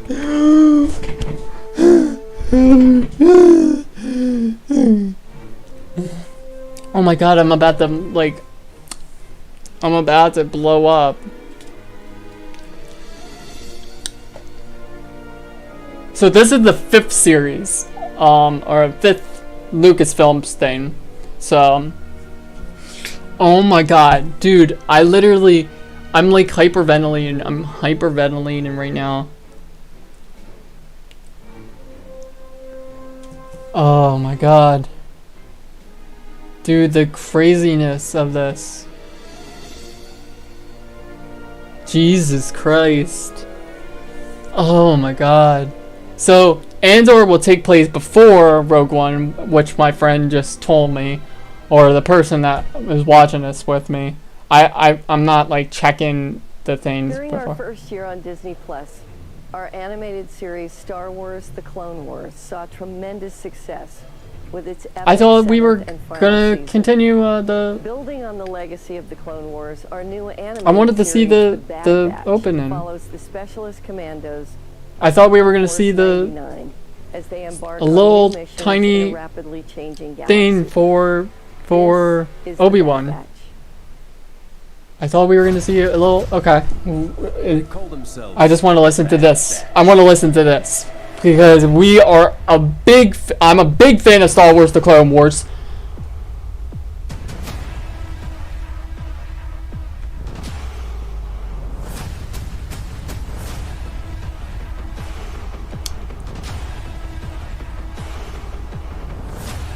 They call us the Bad Batch. The Republic will be reorganized into the First Galactic Empire. Oh my god. So it's about like clones that actually fight other clones. Cuz like in the last season, if you remember, there was a group of people that are clones that did not like the Empire. That was quite an impressive display. Wow, that looks sick. The Bad Batch. Oh my god. But the Hayden Christian thing like blew my mind. It like I was just jumping. Visions will be a series of animated short films celebrating the Star Wars galaxy Okay. through the lens of the world's best anime creators.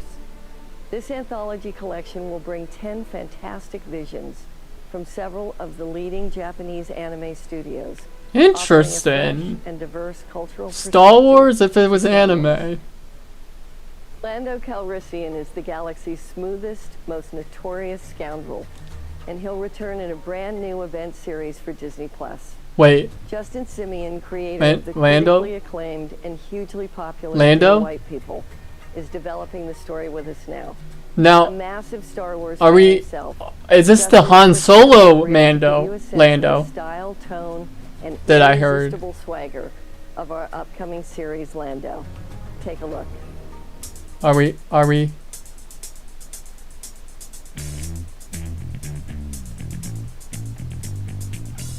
Are they just not showing us these trailers? I really think they're not showing us these trailers and they're just skipping that and then they're going to the next one.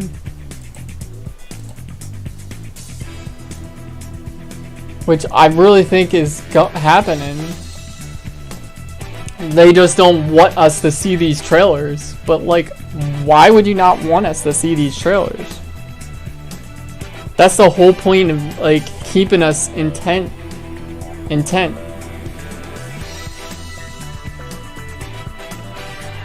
I don't see anything.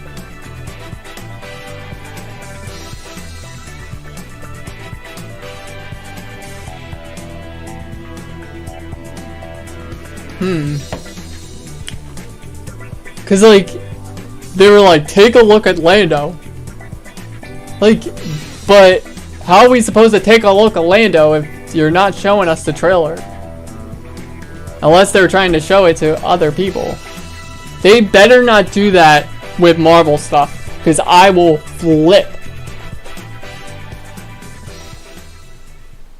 Unless these things are like Leslie a Headland, long time Emmy-nominated from now. Creator of the mind-bending series And they just don't Montreal, want us to. is a boldly innovative filmmaker bringing her new Star Wars series to Disney+. The Acolyte is a mystery thriller that will take us into a galaxy of shadowy secrets and emerging dark side powers in the final days of the High Republic era. As we continue to develop new stories, the intersection of animation and visual effects offers new opportunities for us to explore.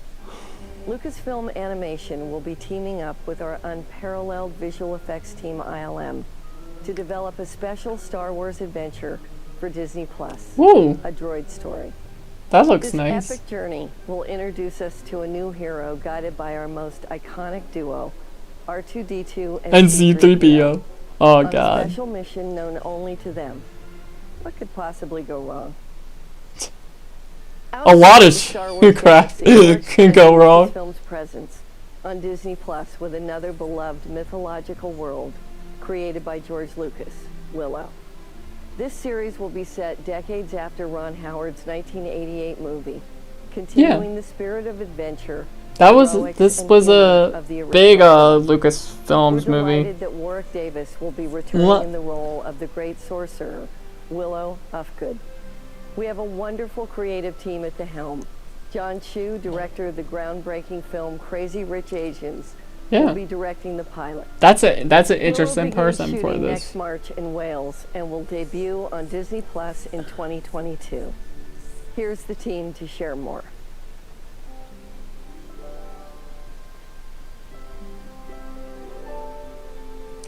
They really don't want us to see anything, do they? Until after the presentation. After the presentation, I bet you 100% they're going to show you stuff.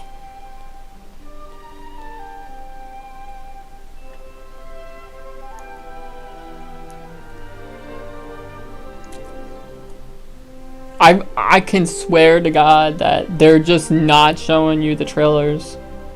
Like, for the most part, it's like 100 different trailers that they're not showing you.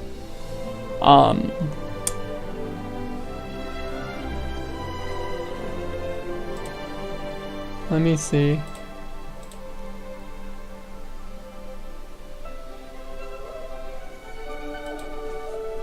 Exactly.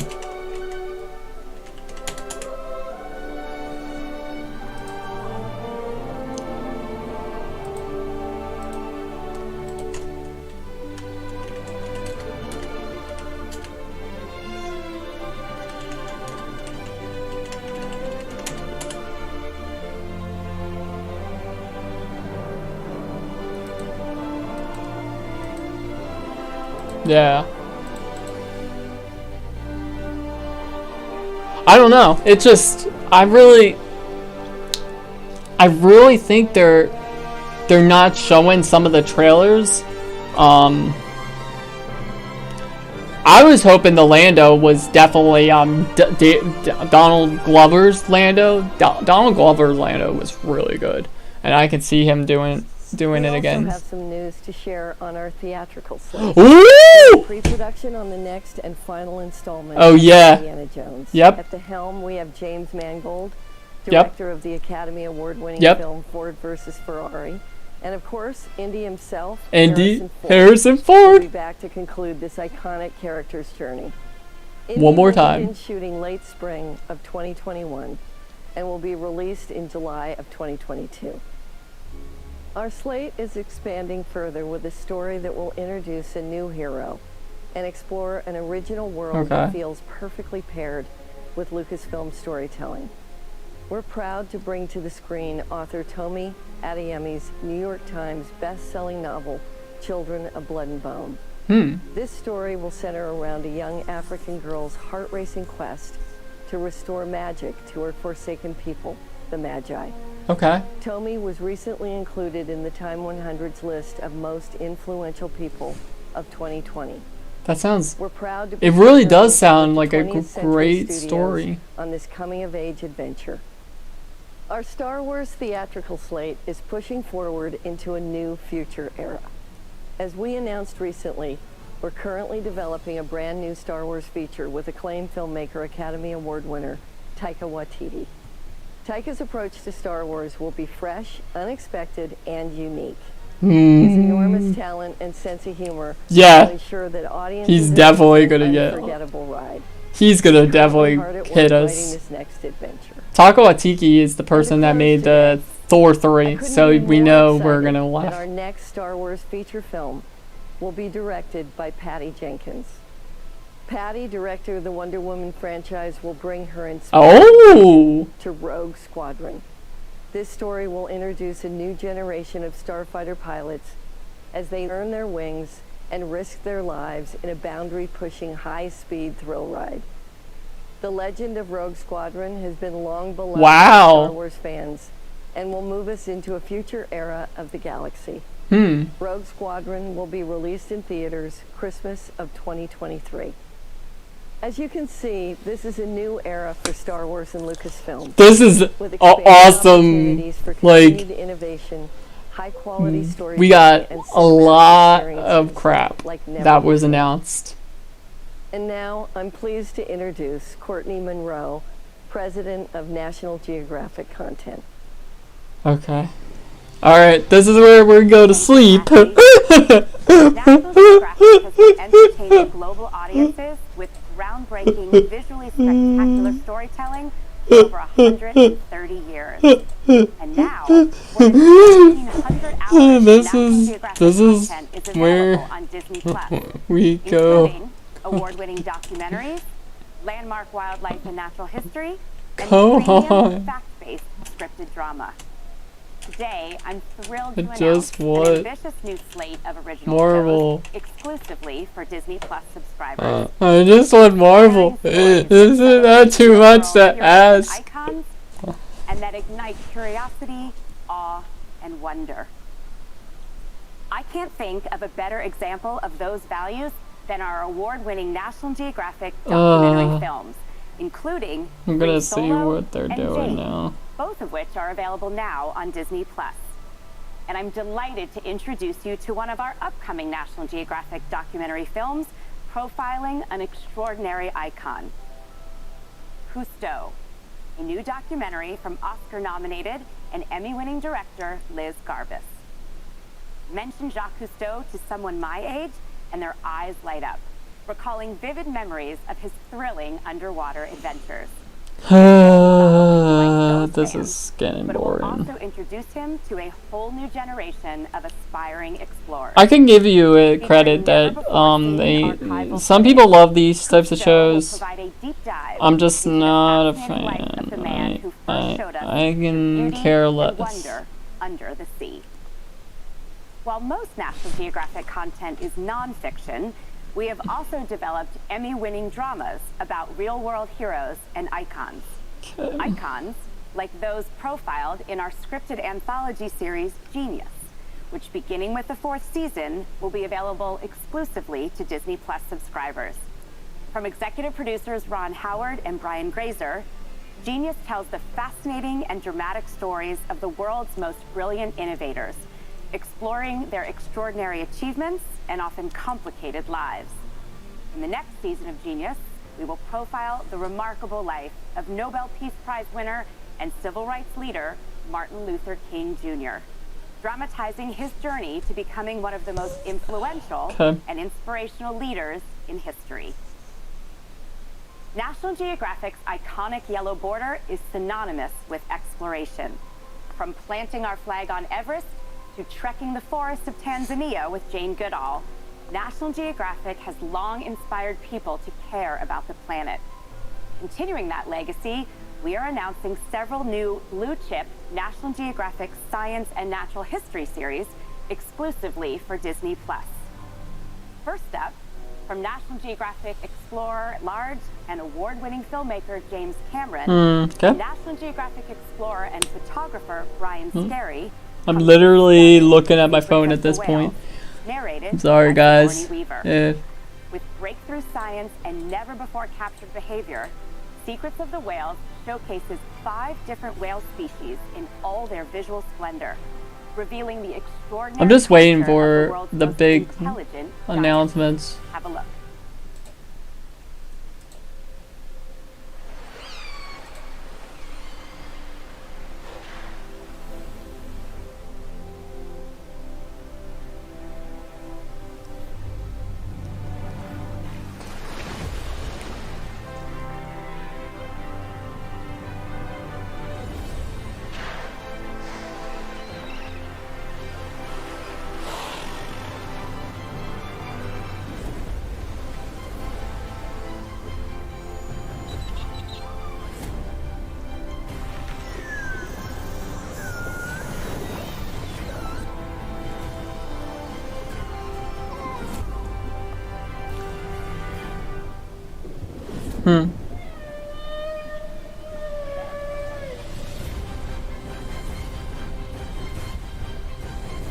I'm just waiting. But like, they did announce a lot of good stuff there. Their beauty absolutely takes my breath away. Moving on, who knew that beneath our feet exists a tiny magical world bursting with action, adventure, and even love? Using the very latest miniaturized camera technology, our new series, A Real Bug's Life, will transport viewers into this mesmerizing place where microscopic creatures play out the drama of life. I think that's so ironic because they made a Bugs Life movie and now they're making a freaking live action. Ultimate portrait of America's wildlife and wild a National Geographic special about it. This ambitious new series will celebrate America's most iconic Okay, well, what else? From the frozen north to the Wild West to the Deep South, and apply the most This is gonna make me go to sleep. Hollywood filmmaking to It really the is. natural history. For example, I just want Marvel. This is too much to ask. Ever film permit for a I don't care if we get Disney stuff because Disney stuff at least is entertainment announcements. But that were closed to the public due to I don't the know. pandemic. I don't know. As you can see, the footage is incredible, and the opportunity to capture it in this way may never happen again.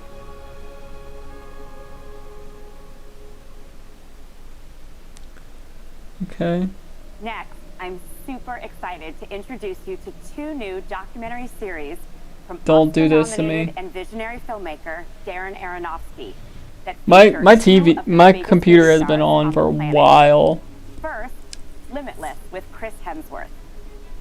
Because there was one that Conventional wisdom about the human body, revealing how we can all unlock our own body's superpowers to fight illness, perform better, Oh my and God. actually reverse the aging process. Count me in. In this series, the science is put to the test he by said Chris, he's saying superhero that's actually an is on a interesting personal type of mission story. to learn how to stay young, healthy, strong, and resilient. Limitless with Chris Hemsworth is 1 part science, 1 part action adventure. This is Limitless. That's actually an interesting type of What do you fear about getting old? Not being mobile, not being active, with my kids. It scares the hell out of me. The show is all about pushing my body to the absolute extreme to live a longer, healthier, happier life. Oh my God. You think I'm going to be able to hold them together? No. We come out here just to see how battle ready your body is to combat aging. I'm equally excited as I am intimidated. I, as a 36-year-old healthy guy, even thinking about this, I would say this is exactly the time to think about it. This is a lot harder than anything you've done so far. There is a real risk you could die. Why am I doing this? Why am I doing this? Why am I doing this? This is all about longevity. Let's go, big man! So challenging physically and emotionally. 4 days, no food. I'm not even remotely tempted by this delicious, crispy bacon and eggs. 30 more seconds. Oh, go for it, finish this! I want to continue to push myself in ways that I never thought were possible. Let's get on with it, shall we? Okay. That's interesting. I'm never doing that again.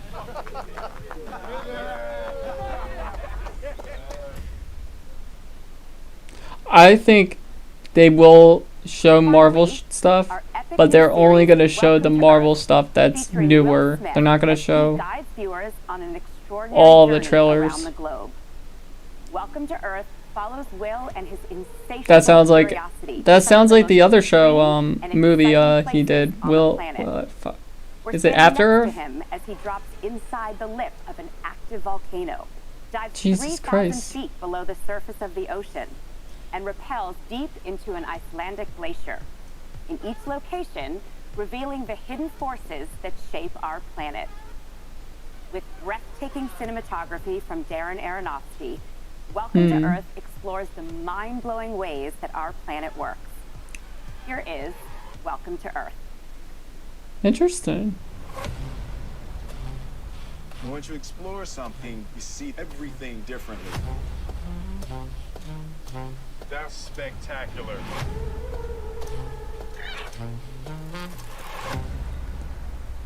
I'm throwing myself into the unknown. Will, ready? Yes, sir. Jeez. This is the coolest thing ever. He's crazy. Everyone that does these things are crazy. Yeah, I'm gonna jump myself into a volcano. Let's see what's out there. Let's see.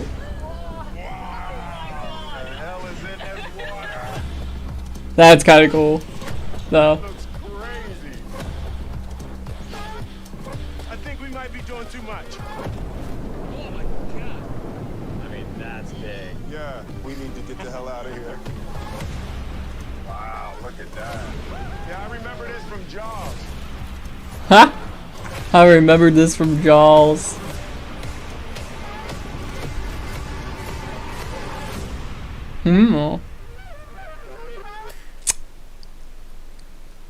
That's great.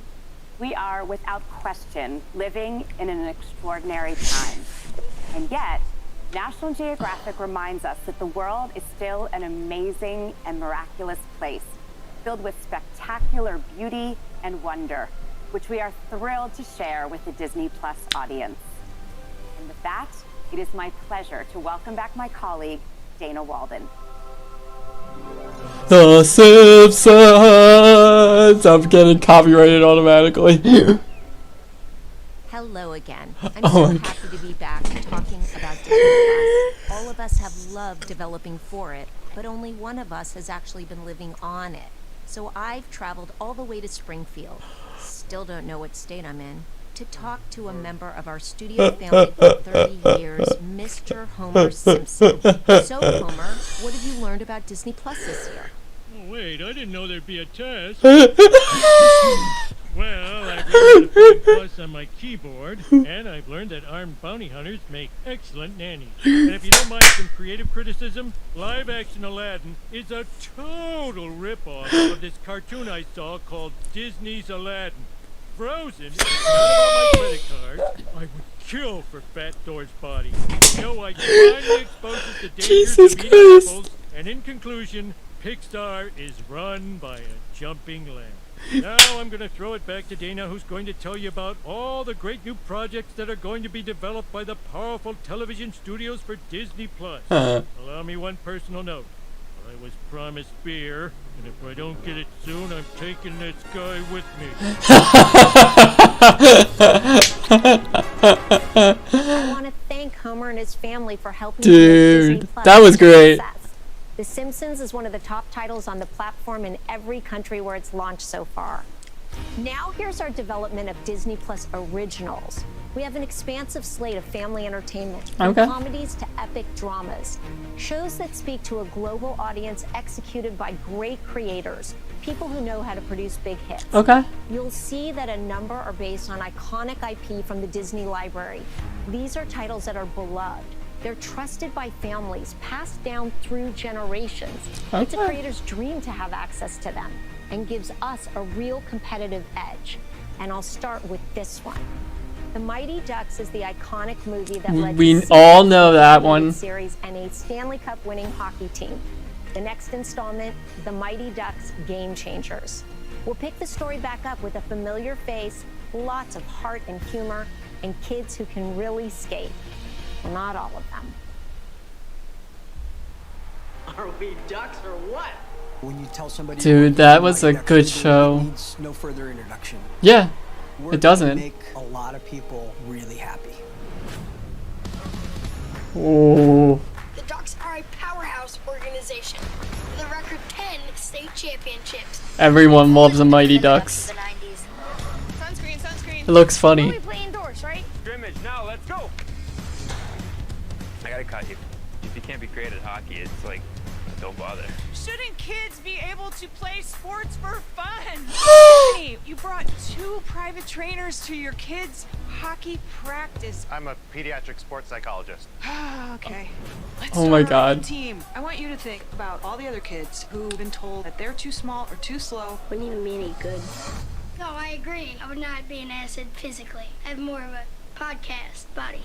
I have I'm more of a podcast body. You lost? So if you're looking at red skates, that's up front. My mom doesn't seem to care for any good or not, and I don't think the other kids care either. Yeah, you know who else doesn't care? This guy. Wait, which guy? This guy? You gotta be more specific. How are you not getting this? Oh my God. Happen for yourself. That's so great. Do this.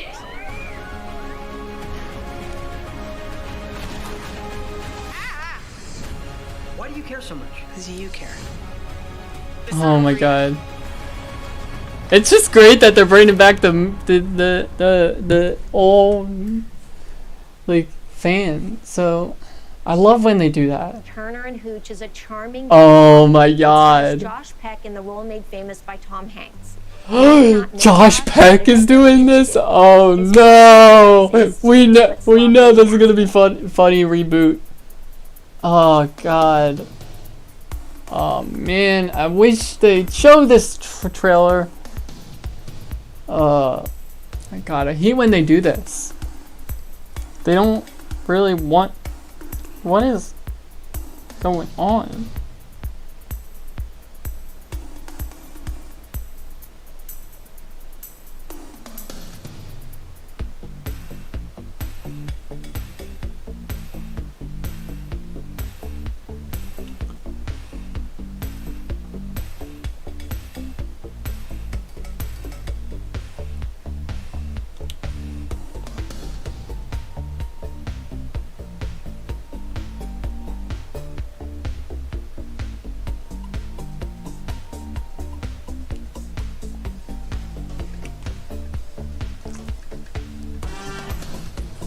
But like, oh my God.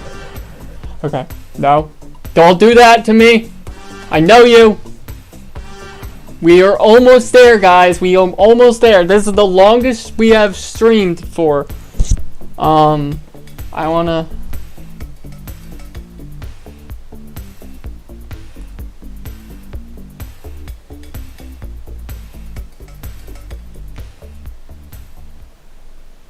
Big Shot is an original concept from David E. Kelly.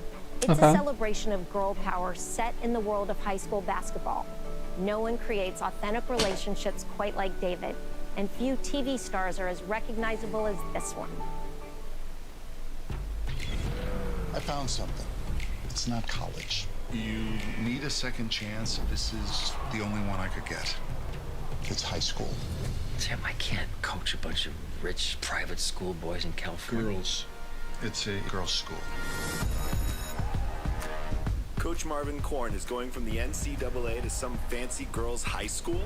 Oh my god. I think it's all a big mistake, but I'm prepared to make the best of it. This is gonna be good. Automatically, I didn't know. Assistant coach. Marvin Korn, any advice? Some of them can be a bit much. I'm sorry, you chewing gum? This is Westbrook. We won't respond to my way or the highway. I'm gonna teach you my system of basketball from the ground up. Smaller steps and faster. I figured it'd be rough, but this is next level. If we all just quit, they fire him. I think he wants to be a good person. When they said you were coming, that meant something. I was excited. All I care about is basketball. It's about making my father proud. After watching you play, I truly believe that we could do something special. We're just getting started. I wanna be You're connecting with these girls. Oh, stop it. I just wanted to say thank you for caring. And I also like how I like they put that music in it. I'm already getting that copyright claim right away. Then you have the potential to be great. Girl. I love that song. I'm sorry. I'm a big fan of Haley Steinfeld. Okay. So let's get back to it. Big, fun, character-based series like these are one segment of our content strategy. The other, dramas that are ambitious in scale that will be brought to life by A-list talent. I'll start with 3 projects in development. Beauty and the Beast expands the universe of the blockbuster film. Ooh. $1 in worldwide box office. LeFou and Gaston return, played by their Oh. stars Luke Evans and Josh Gad. Okay. Music composed by Oscar, Grammy, Emmy, and Tony winner Alan Menken.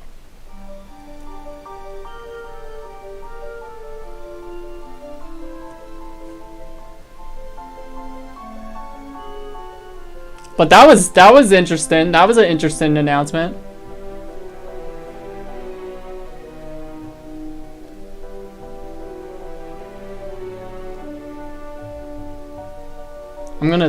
I'm gonna call someone. Ah shit. I call.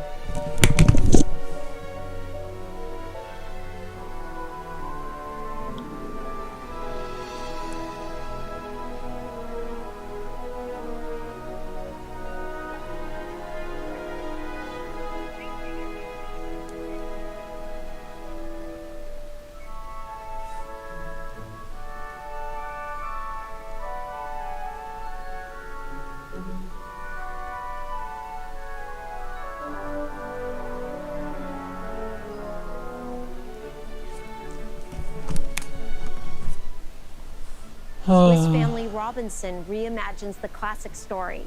This is a collaboration between Ron Moore, the creator of Global Smashes, Battlestar Galactica, and Outlander, and John Chu, the director of Crazy Rich Asians.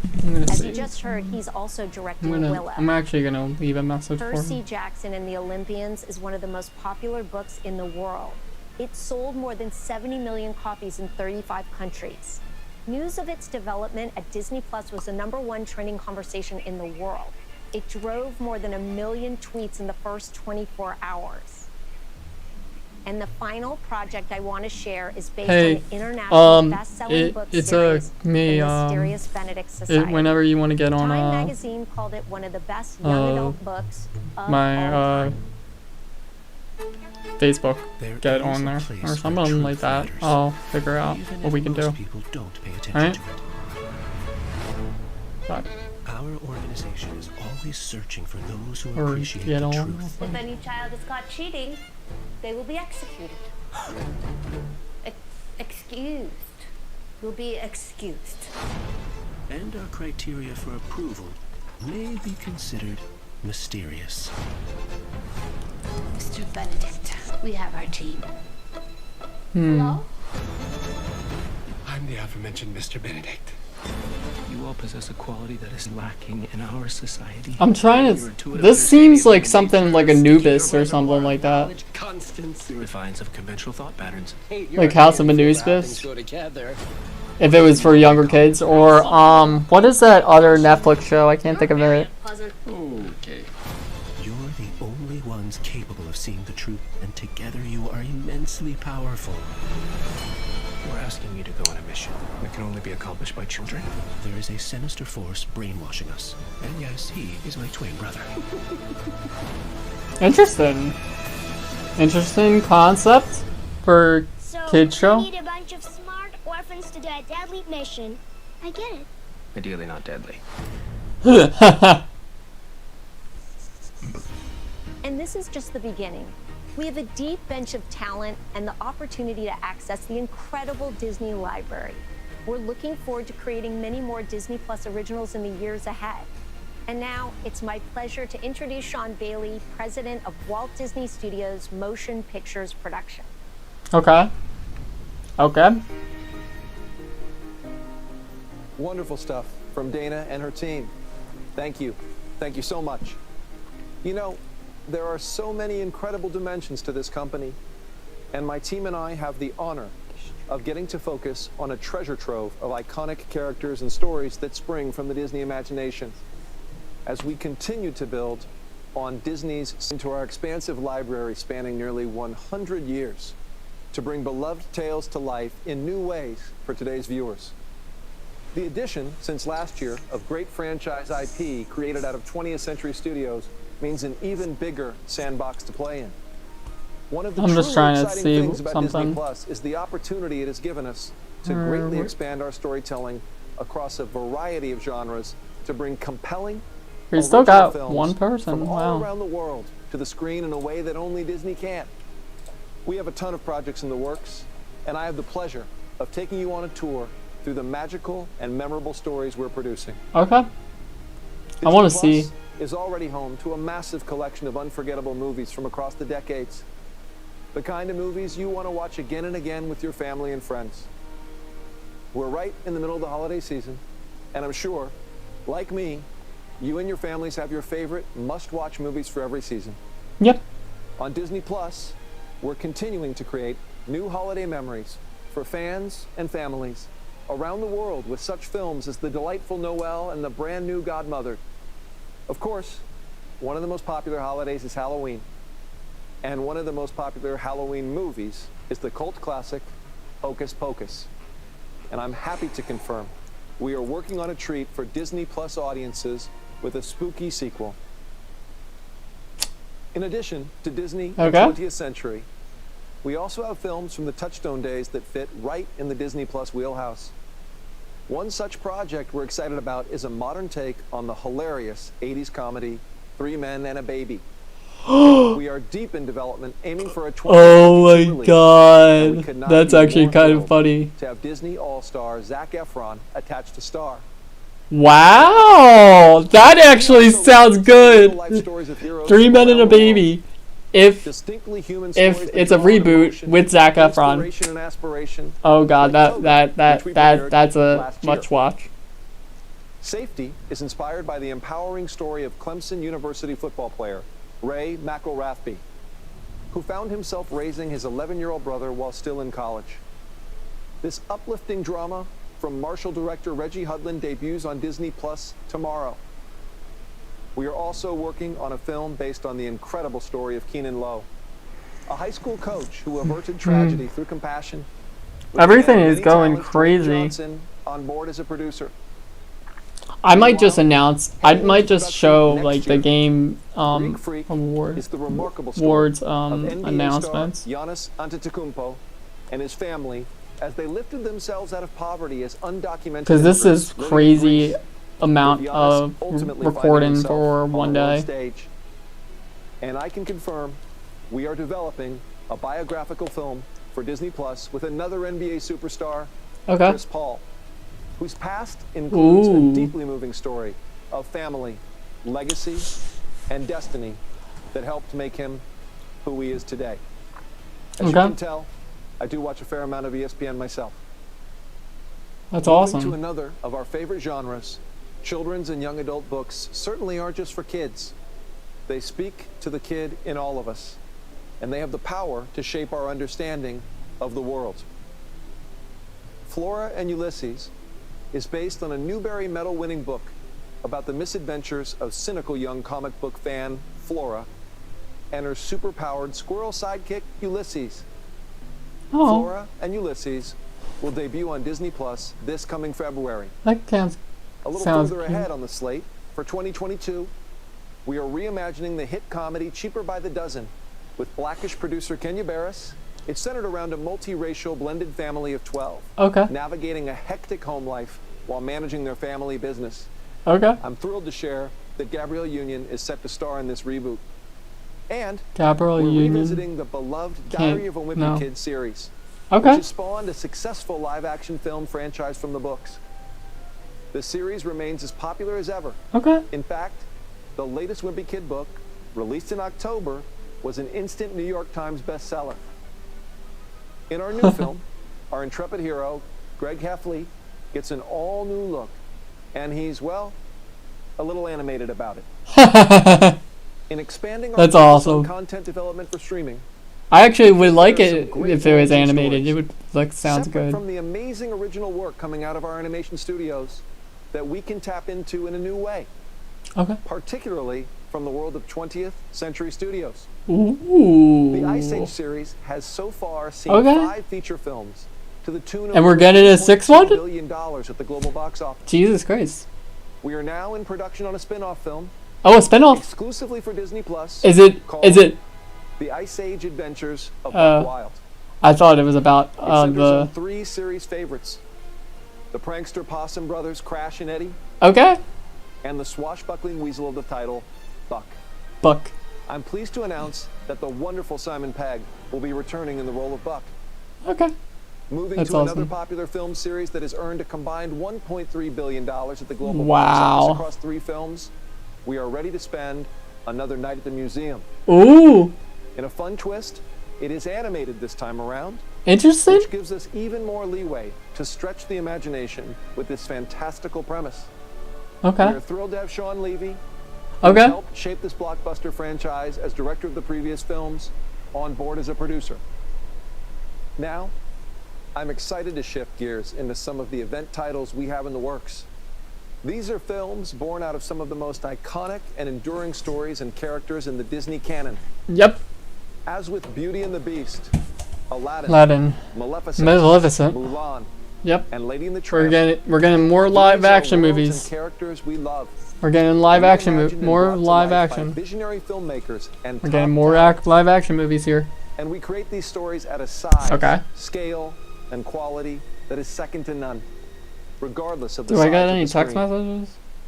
We have an extraordinary slate of upcoming tentpole films, and I will give you a quick glimpse today of just a few. Jesus Christ. In July 2021, we invite Just audiences to embark on Jungle Cruise with the Dwayne adventure Johnson of and mythic Emily Blunt. proportions in the grand tradition of Pirates of the Caribbean. It stars 2 of today's biggest movie stars, Dwayne Johnson and Emily Blunt. It And sounds strikes good. The perfect balance of high stakes, Action. gigantic action, and plenty of comedy. Now, when it comes to having it all, drama, comedy, action, emotion, music, What do you think? for audiences worldwide, there is perhaps nothing like The Lion King. Following the $1.6 billion success of our 2019 reimagining, Yep. we are in development on an inspired prequel of I actually sorts was in, that revisits these iconic characters. And I am beyond thrilled a play that we for have Barry Lion Jenkins King. of the Oscar-winning Moonlight in the director's Are they chair.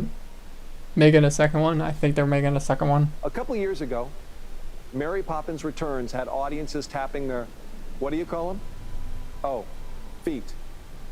And director Rob Oh my Marshall is God. back in the Disney fold to bring his unique gifts to a live-action take on The Little Mermaid. This is gonna be interesting. In the title role, we have multi-talented singer and actor Halle Bailey. I'm actually alongside interested. A phenomenal cast that includes Awkwafina, Daveed Diggs, Jacob Tremblay. I'm Melissa so McCarthy, and Javier excited Bardem. to see Jacob Tremblay And play we will have Flounder not and only the beloved Melissa Megan Ashley McCarthy songs from the play animated original, but Ursula. some all-new music from Alan Menken and Okay. Lin-Manuel Miranda. For Disney Plus, we're currently in development on a hybrid live-action animated feature with 2 perennial favorites in Chip and Dale Rescue Rangers. Okay. Pop stars Akiva Schaffer directs, and the hilarious John Mulaney and Andy Samberg are set to star in the title roles. Seth Rogen will cameo. Oh my god! Seth Rogen will cameo. This is interesting. I'm wondering what. Let's just say, Dale may have gone a little overboard to keep up with the current popularity. I wonder if this is just a live action version of a Chip and Dale. That would be funny. Andy Samberg and Chip and Dale. What? We're not doing that. Go.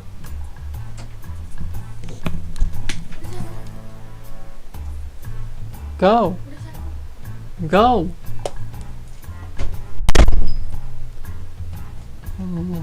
Alright, so...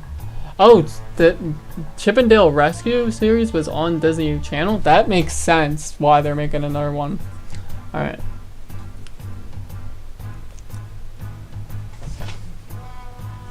We're just gonna hop into the Game Awards, and then I'll watch the other trailers later on. I don't know, cause I can't get my friends to text me.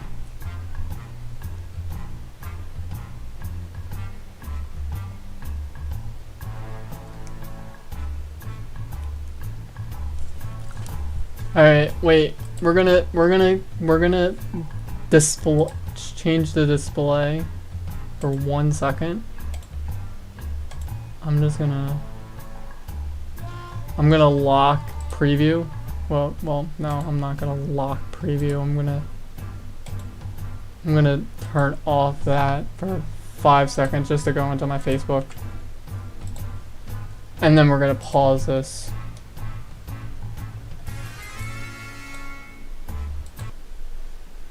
Pause this for 5 seconds, just 5 seconds, so I can do something real quick.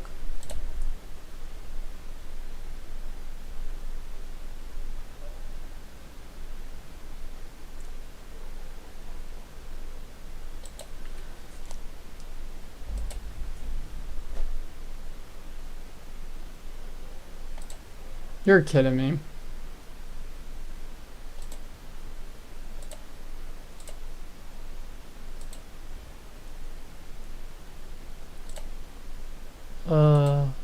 Whatever. Hello?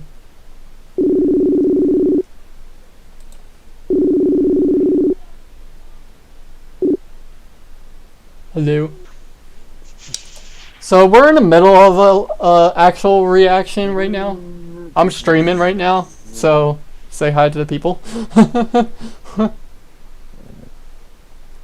the heck? What is up with my internet? Abdullah. You're actually live. Do you know that? Oh. Okay. And finally, an update on What? a project I can't hear you at all. awaited for some time. Can you not hear me? We Alright. have been working on a sequel to the hit film Enchanted, which starred Amy Adams as Giselle, Okay. who finds her life flipped upside down when she falls I don't out of understand an why animated you fantasy can't hear world me and finds in herself stuck my in videos, real-life Manhattan. in my thing. We could not Let me be check. any more thrilled to share that Amy will be back as Giselle in this sequel, Disenchanted, which will stream exclusively on Disney+. One more exciting tidbit of news. We are in development on a third film in the beloved Sister Act series, with none other than Whoopi Goldberg herself on board to star and produce. Tyler Perry is also signed on as a producer on the project, and we will have more details on these titles in the coming months. As you can see, we have a huge range of exciting projects in the works across live action and animation and somewhere in between. Now, I haven't shown a lot of footage today because many of these projects are still in development or pre-production. So I want to close out with something really special for you from a film that's a little further along and that we could not be more excited about. Cruella dives into the rebellious early days of one of the most notorious and notoriously fashionable villains, the legendary Cruella de Vil. Oscar winner Emma Hey, Stone make a stars Zoom Estella, meeting because aka I can't opposite talk to you Oscar for winner my Emma Facebook Thompson as the thing Baroness. on my computer for The some head of a reason. prestigious fashion It's house blocking me. who plucks Estella from obscurity as a burgeoning designer. Yeah. It's set Could, against the backdrop yeah, of I'm 1970s live Club streaming right London, now because I'm in the and middle our of a director Disney Craig Gillespie Investors delivers a Day. truly unique So take we're just gonna on watch this the one-of-a-kind Marvel villain. stuff first, and then we'll hop Today, over on I have a the Game never-before-seen Awards because the sizzle Game that Awards will give you a they're real it's flavor of basically this a bunch of fantastic just film. game stuff Please enjoy. until like, do you get what I mean? It's a bunch of game stuff. It's not like they don't they announce game announcements like there's probably 15 minutes of gaming news in that video when it's like 2 hours. So I don't want to sit there and wait for stuff. And I've been streaming this for freaking 2 hours already now because I've been waiting for Marvel, and Marvel is the last damn thing, of course. It's like I'm watching a music video, a music awards ceremony, and I'm waiting for the last artist. Yeah. I've been waiting for because there's supposed to be a lot of Marvel announcements at this Investors Day. Like, we are getting like Marvel slants, we're getting Marvel information, stuff like that. And I just wanted you to send me a Zoom meeting with it. So let me see if you got this. Did you send me the thing yet? I decided to turn off my display capture because the problem was I didn't want people to see my Facebook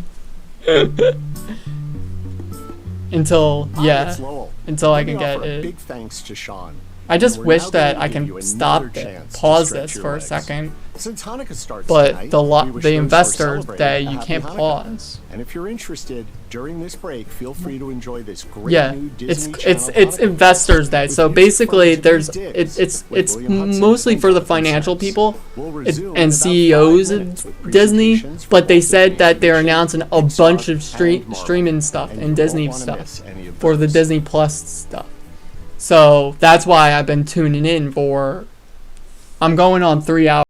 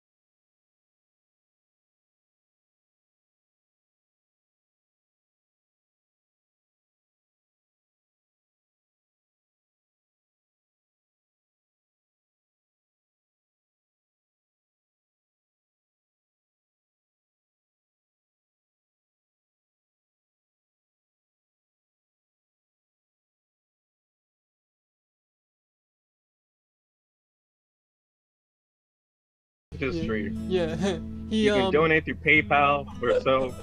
Anyway, to help the channel It is out. now my pleasure to introduce Jennifer Lee, I the did. Chief I Creative just Officer asked of him, Walt "Are you Disney subscribed?" And he Animation said, "Yeah." Studios. I just did, and then you started talking to me about all the Marvel stuff. Okay, so what is this? The Animation Studios, stuff. So basically, we got a lot of Lucasfilm stuff that was announced recently. We got Ahsoka TV show a new Welcome Republic to the Kingdom of TV show Kumandra, and the setting of our next Andor, feature film, Lando, Raya and the Last Dragon. and everything. So Taking we're just gonna go inspiration from the incredible cultures and lands Ahsoka. of Southeast Asia, the team at Ahsoka Walt Disney Animation from Studios has created Disney a fantasy world Clone- like no other. From Avatar? Raya is a No, film about a from lone the Clone warrior Wars. who brings together Of, an unlikely I'm gang stupid. of sworn I was You like- know the one with the I two only know one swords? Ahsoka. You know the ones with the two swords? There's Raya, It was a warrior Anakin's whose wit is Padawan. as sharp as her blade.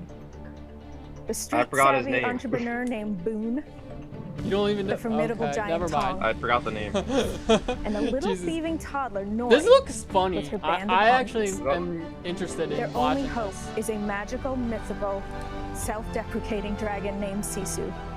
With time We're running looking out, at a can Disney they trailer rebuild of their like shattered world?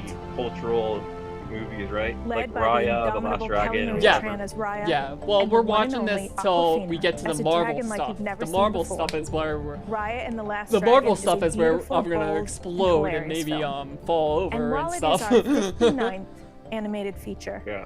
it is our very first to be produced at home. Over 400 different homes at that. I was really mad from our because they were homes to showing yours. so many things As Kareem mentioned that were earlier, like Raya and the trailers, Last Dragon and they will were be like, released "Here's the both in trailer," theaters throughout and the then US and around the commercial world, break. as well as on Disney Plus with Premier Yeah, Access. that's Disney getting its ad. This simultaneous release Yeah, on because they Disney Plus only wanted to and in show the theaters March CEOs 5th of it, the gives trailers. audiences every possible opportunity. They did show to a see the couple of film. trailers so far, but In Disney they Plus, don't want to show we have a home for our as much. legacy of films, upcoming films like Raya and the Last Oh, Dragon, I know, and yeah. we see boundless creative opportunities to continue stories with our It's kind of favorite interesting. They said characters, for Raya, as it well was as create it was like original worked stories over set by in all new 400 worlds, homes, which working with means talent not just people in our were at studio, home, like but voice around the recording world. their lines or Today, whatever. we're happy Yeah. to announce Which is several new projects in insane. development New way to and do it. production. That is a This crazy is way where to do it. nostalgia meets the future. Yeah. We begin with Oh, we're Disney gonna do Animation's some first original ever series. Management animated there. series. It takes place in one of our favorite fantastical cities and stars one of Oh, our most no. beloved characters.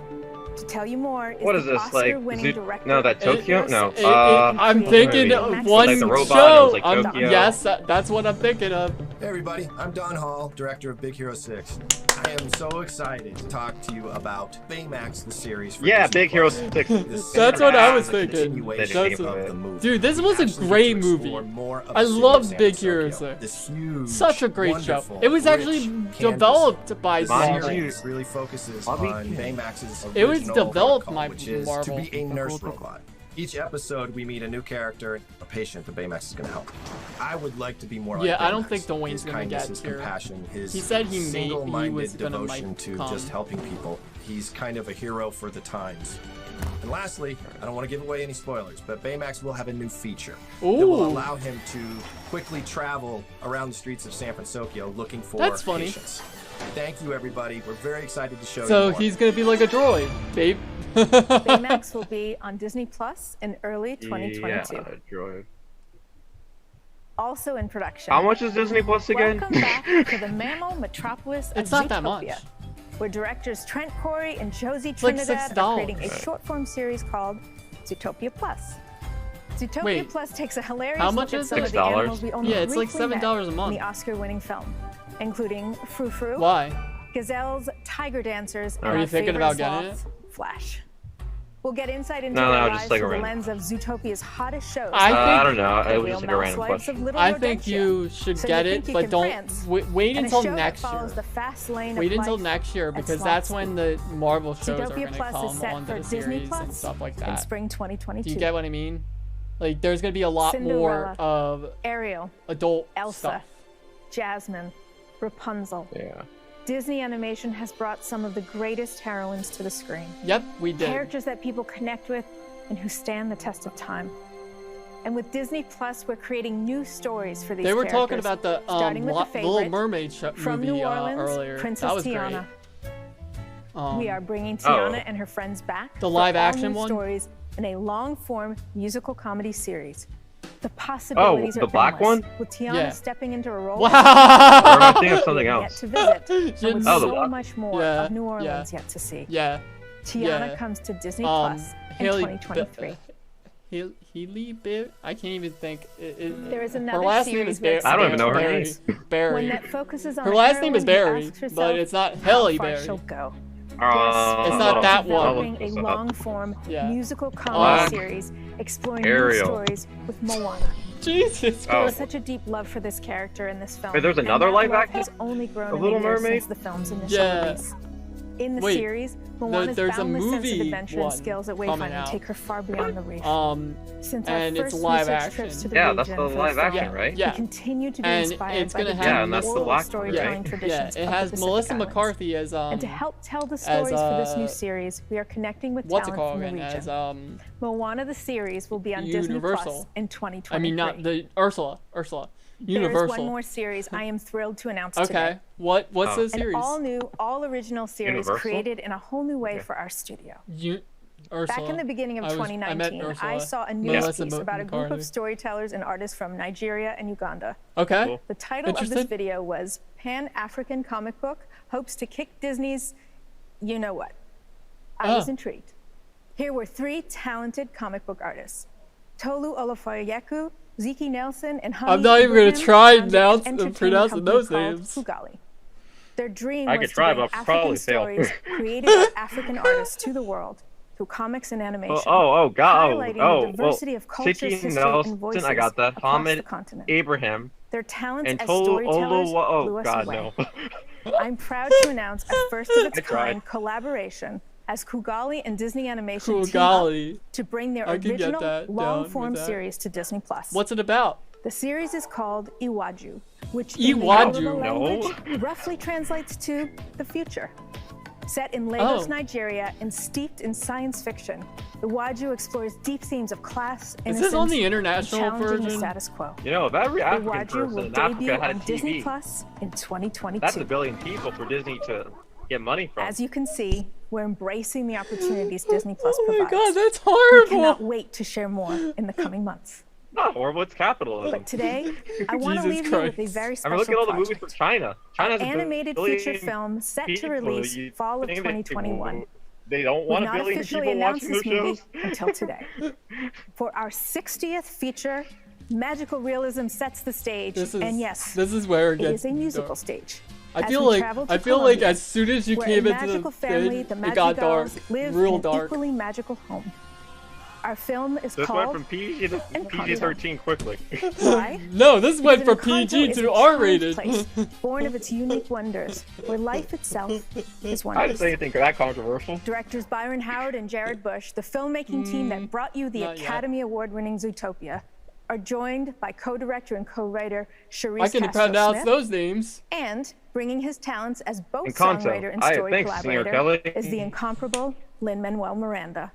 God damn It's it. hard to believe it's been 4 years since we first heard his incredible music in I Moana. know him. And we are so I excited forget to what re-team with he him did. for Encanto. He did a bunch of things. What did he do? All right, so the presentation is about to resume in shortly. I'm hoping that means we're done with animation and we're on to Marvel. Please, because my Haley Steinfeld dream is about to come true. Please, I beg of you. God is good all the time. Please, just please. Yeah. Oh, I'm doing the investor quiz. I'm failing all of it because I didn't watch any of these movies. Well, I saw Moana, but I don't remember their names. No, I don't remember shitloads of names. And you know when I watch Moana in a drive-through. So we had to listen through. Oh yeah, I remember. I had to listen through like a speaker. Same thing with Doctor Strange. So I might have to go back and watch Doctor Strange again if I ever want to. You know, Spider-Man 3 is becoming the biggest movie of all time, besides Avengers Endgame. Iron Man 3? What? Yeah, Spider-Man 3 is becoming the biggest movie of all time. Since What do you mean Avengers biggest? Endgame. Oh, you mean Because, like the new one with like Tom the cast, Holland, right? Yeah, the cast That's is big. Encanto, They just announced Daredevil's coming back. That's not from the afraid Daredevil to dig deep series. into the dangerously wonderful chaos. Oh, he's of gonna be in family. it. Nice. Yes. From Kumandra to Colombia, Ooh. San Francisco to Zootopia, from New Orleans to the Pacific Islands, to a sci-fi Tiana, world what's in Tiana? Africa. The story Tiana's, possibilities of what's your the century-old wait. Disney Tiana- animation are more Kulagi. limitless than Huh? ever.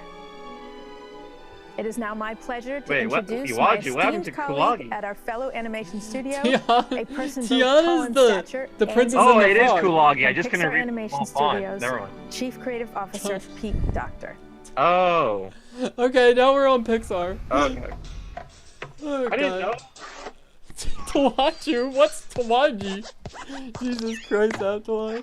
You are so racist in so many ways. Hey everybody, I'm Sometimes. Pete Doctor. I'm not being Pixar racist. I started was a in genuine question. 1986 with Like, the dream I to saw take Iwa- the wonderful tradition of Kulagi animation and 4, transform and it didn't see using Iwajus. I was like, wait, what's state-of-the-art Iwaju? Is that computer another technology. African thing? Tradition Because I didn't see that one. and And then it said innovation, Kulagi in two small opposing font. I was concepts like, oh, have okay, been at the whatever. heart of But why does it Pixar have since two the very names? beginning.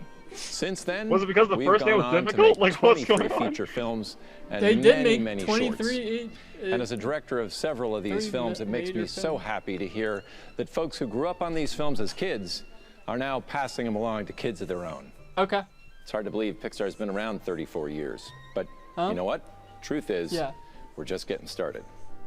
Today, I'm excited to introduce you to a bunch of fresh new filmmakers. Getting their voices on the screen is our key focus right now, while at the same time allowing our veteran filmmakers to continue to mature and do their great work. And I think that's really what we do best at Pixar. We honor tradition while at the same time innovating for the future. Here's something that sure took a lot of innovation. It's our 23rd feature film called Soul. Soul. And it's one of the most challenging and rewarding projects I've ever directed, that's for sure. Soul is set in two distinct places, one that's familiar and one you've never seen before. The film looks into what makes us who we are and what we do with our limited time here on Earth. Appreciating the simple joys of life, finding the spark that makes you you. This is really good. The themes of Soul Like, it would are be so nice to watch this finally on a to us big right now, screen. and we're Like, happy it's so, like, that this movie will be colorful to shared watch. this year with audiences It around does. the world. And it's coming out No, I on was just Disney saying, Plus. To bring a little joy to everybody this holiday season. It's coming out So let's on take Disney a look Plus for at what you'll Christ- see this on Christmas on Disney Plus. Yeah. 1, 2, 3, 4. I forget who Same the can't watch voice- on a big screen, but I can't. Alright. I can't think of what the voice of Soul is. That's in Sharphorns. Who is the main guy? Cut it, go for it. He sounds familiar. wait, is that the character's name? Oh, it's Jamie I have no Foxx idea. I and wasn't Tia keeping Fey. track of who did. Abdul, it's Jamie Foxx and Tia Fey. So.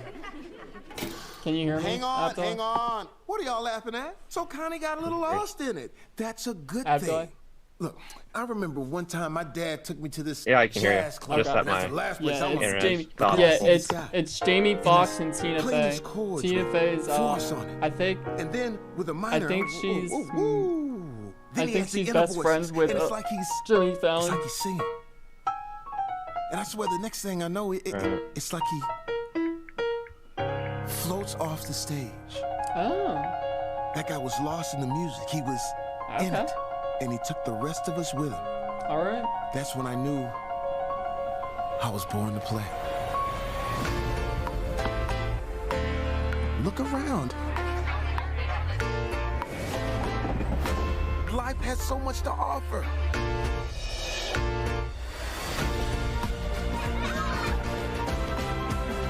We only have a short time on this planet.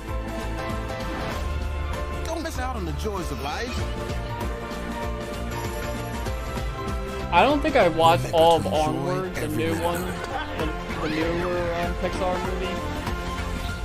But I think I want to watch this one. Into you, boy. Cougar.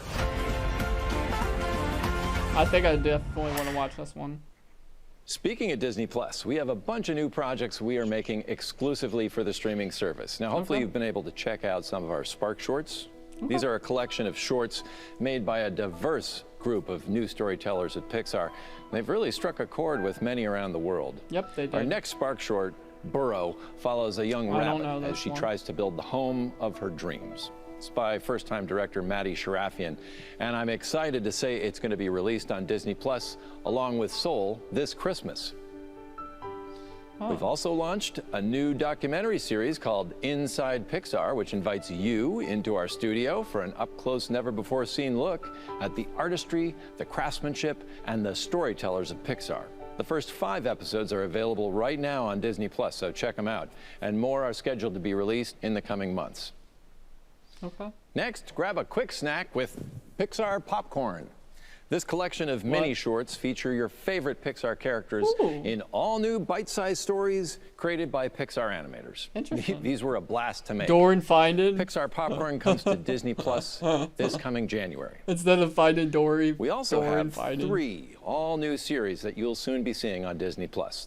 The first is near to my heart as it's a spin-off from Up called Doug Days.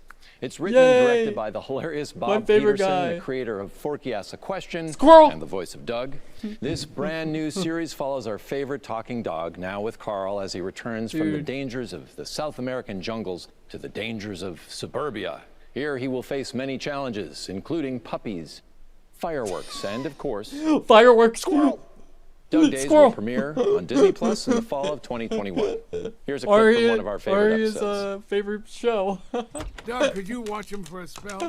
I'll be right inside if you need me. Oh, yes, I will take care of these puppies. You might want to quiet it down. I want the puppies to wake up so that I may take care of the puppies. You got your wish.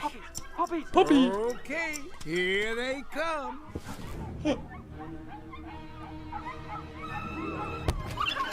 Puppies!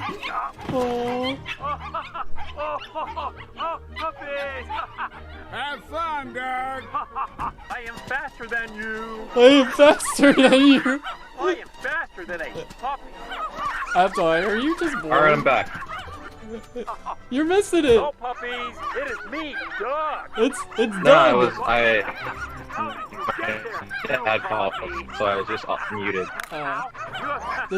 It's Doug, the doggy. Yeah, It's Pug. Turn up dog. It's Arya's favorite show. Ow!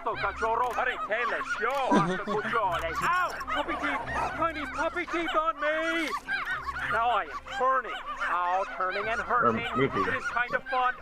Wait, so what happened at the end of Up? Did they all die or something? Like, I forgot. I don't remember. We're excited to reignite the Cars franchise with an all-new series that follows Lightning McQueen and his best friend Mater. Yeah, I just assumed they all died or something. I'm lack of briefing. These episodes You're so will be filled with lots horrible. of fun new Let's characters, just kill off the destinations, characters. as well as old friends checking in along The ending way. of Toy Our Story all-new 4 Cars was series is horrible coming to too. Disney Plus. I mean, they're in the all fall up in of the air. I 2022. just assumed they couldn't breathe or something. Following that, we're very excited to announce Pixar's Who first asked for ever another Cars? original long-form animated Exactly. series. This is a big deal for us. It's being written and directed by 2 young story artists, Carrie these are Hobson actually and TV Michael shows. Yates. Little TV While working shows. together on Toy Story 4, Disney these has two that often money noticed to that produce they'd have TV shows, very like different how they impressions make of like the TV very shows how same they meeting. make their movies. One would think it went great. The other thought it was a Yeah. disaster. That's a And lot. they thought, hey, that Yeah. would be a cool A thing lot to of the explore. stuff is, and it like, developed into an expensive what they're original gonna be series we're doing calling eventually. Win or Lose. Dude, This series Disney follows Plus is a going to be co-ed middle expensive school softball team in the in week the coming leading up to their years. championship Eventually, game. it's going Each to grow 20-minute episode and grow follows and the same grow. week, Yeah. but from the perspective of a different I could character. see it But it's not going really up so price. much about They said that they softball were as it going is to a make it a comedy little about bit love, more expensive. rivalry, and the challenges we all But face I'm going to in just our get the struggle to win annual at life. one for now Win or on. Lose is coming So I don't exclusively have to to pay Disney for it. Plus in the fall of 2023. 2023. So, I mean, those are all projects why we're are we working on. talking It's still about gonna some? be more expensive annually, Can but we it's just can like we can we slow. just the same can we passion just talk and about excitement and what they quality It's just Investor announced? Day. Feature films. They said And speaking they of just our announced feature the films, we have an project that's exciting coming out lineup to share with you 2023. that really captures that perfect blend of tradition and innovation that I talked about earlier. At the center of each of our Big Tentpole Win or films lose, yeah. is a deeply personal story And So our next feature Pixar- is no exception. So Pixar Luca is the first feature for director Pixar Enrico is Casarosa, who just, made the short film La Luna. doing a lot of and it's a love movies letter that to are Enrico's just home country of Italy. newer. And a Like, they celebration don't of the wanna universal themes of revisit friendship. any of Set the in a beautiful sequels seaside town anymore. on the Italian Riviera, this So that's original why film we is a haven't heartfelt seen a story about a sequel young for boy another, named Luca like, and his best friend Incredibles Alberto, who or another Toy experience an Story or unforgettable another- summer they filled said with that they're gelato, done with those. pasta, Doesn't and Tiana endless kind of scooter count as a rides. sequel? Luca dives into theaters around the What? world in June 2021. So is Tiana not a Here's sequel? a sneak peek at our all-new trailer. I thought Yeah, Tiana. I thought Tiana the frog was a... thing. No, those are TV shows. Oh, wait, Koali's a TV show? Man. Yeah, those are TV. Really? They're like little short TV shows. They're making like little short TV shows with the dog, and then they're making a short with Lightning McQueen and Mater. They're not making any movies with those characters for a while because they said that after Toy Story 4, they said that they're gonna halt projects on sequels and not make any more sequels and actually make standalone films and make some good ass standalone films because they keep on making good standalone films. I think next is Marvel because what else would they do at this point? They basically announced like the whole slate. And they said that they only have they only have until 8 o'clock before financial stuff is talked about. And then basically we'll just go to some trailers and stuff like that. Where we can do that. After Luca, I'm excited I'm to looking announce at two new films we are today, at both releasing 3 in hours 2022. now.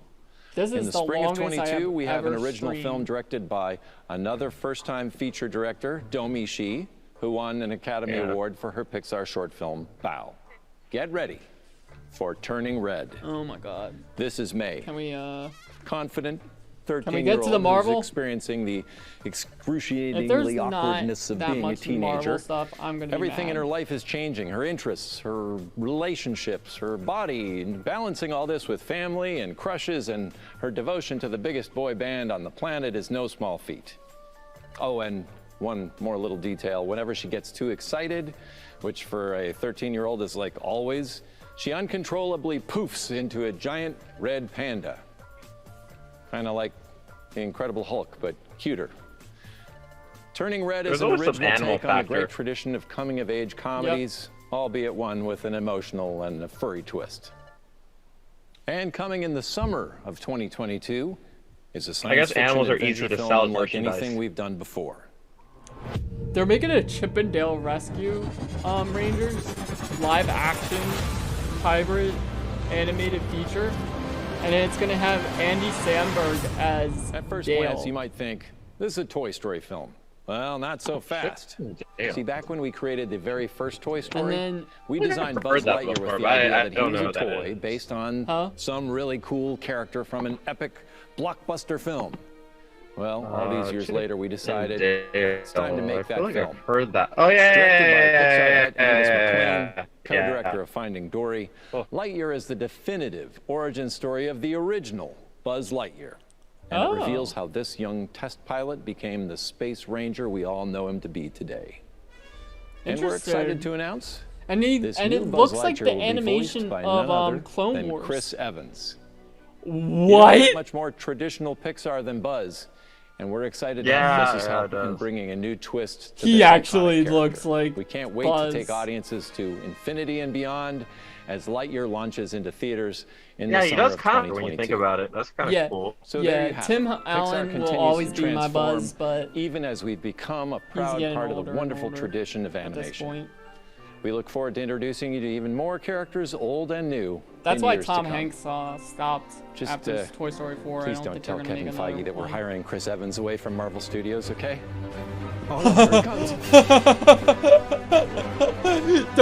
Don't tell anyone that we hired Chris Evans away Good from afternoon, Marvel. everyone. We at Marvel Studios are thrilled to to have a home on Disney Plus, where nearly the entire Marvel Cinematic Universe I'm is about laid to- out in a I mean, way he's that's not Captain easy for Marvel fans anymore, so he around has the world time. to enjoy. Captain Today I'm excited to talk about the America. expansion and future of the MCU. As you may know, the our cinematic universe Captain weaves Marvel after storylines that. and That's heroes a and villains character. across That's a 23 character. feature That's a films to girl. date. And with Disney Plus, We we're able to all extend know this what I way of meant. storytelling to a new format. We all knew what I Connected meant. to our He's theatrical Captain. releases, making Get your the facts MCU right. more Get your immersive Marvel than ever. facts right. There's a lot Captain of Marvel content coming my from Marvel eyes, Studios, guys. so let's get started. I don't WandaVision care. will be the very first Marvel Studios series on Disney Plus. Wanda and Vision are two of our most powerful and complex heroes, and this series is a perfect expansion point for MCU storytelling. Launching on Disney Plus on January 15th, here's a look What's at a brand new WandaVision? trailer. That was like for Sky WandaVision. Wanda? It's Scarlet Witch and Vision. So what's a single gal like you Oh. doing rattling around this big house? What is Wanda? I'm hyperventilating. I'm hyperventilating. Human one. Goosebumps are all around. Goosebumps. Hyperventilated is real. We are an unusual couple.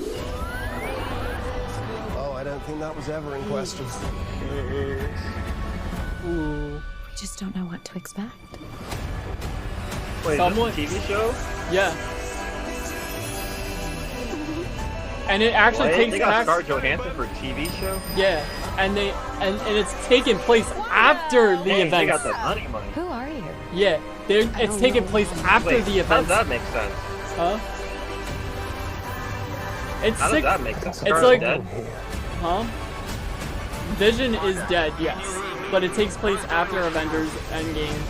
But someone is waking him up and making Scarlet Witch think that Vision is alive. So. Ooh. I'm super excited for this because this is gonna make Scarlet Witch bad. Well, I think we handled that well. Hopefully.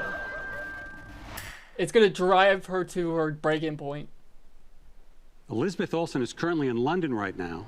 She's shooting the film Doctor Strange in in the the Multiverse Multiverse. of Madness with director Sam Raimi, star Benedict Cumberbatch, and the rest Sam of the Raimi. cast, including Benedict Wong, I'm Rachel about to. McAdams, Okay, and Chiwetel okay, Ejiofor. I'm falling. I'm And falling. joining them is a new fan favorite character from the comics, America Chavez, played by Xochitl Gomez. This film hits theaters March 25th, 2022. Okay, we're losing. And we're really pushing we the lose boundaries of we storytelling lost with this Afterlife again. thrilling, scary, mind-bending lost adventure. Afterlife. Not only will Doctor Strange and the Multiverse of Madness connect directly to the events of WandaVision, but it will also connect to the events of our new Spider-Man film coming to theaters December 2021. Ow! Ow! Moving to our Son next of a series bitch. for Disney Plus, which launches this coming March, The Falcon and the Winter Soldier features two recognizable superheroes last seen together in the final moments of Avengers Endgame. Sam Wilson, aka the Falcon, is played by Anthony Mackie, and Bucky Barnes, the Winter Soldier, is played by Sebastian Stan. Cheeky. The Falcon and the Winter Soldier is a I'm about to cinematic blow up. experience. It's a Marvel Studios movie played out over 6 episodes. And now here for the first Everyone, time is an exclusive look Marvel at is the Falcon real. and the Winter Soldier. Oh my god. Oh my god.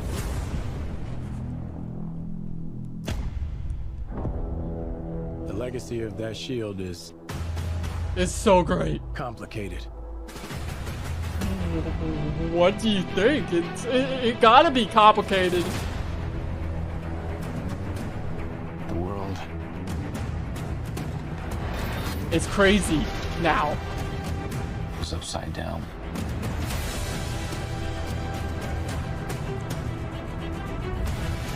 People need something to get behind.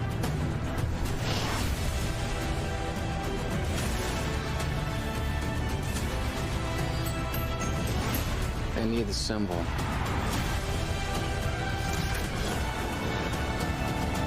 So what's our plan? Oh my god! Oh my god! So no plan. What the hell? Great. What? Yes! Go! Later.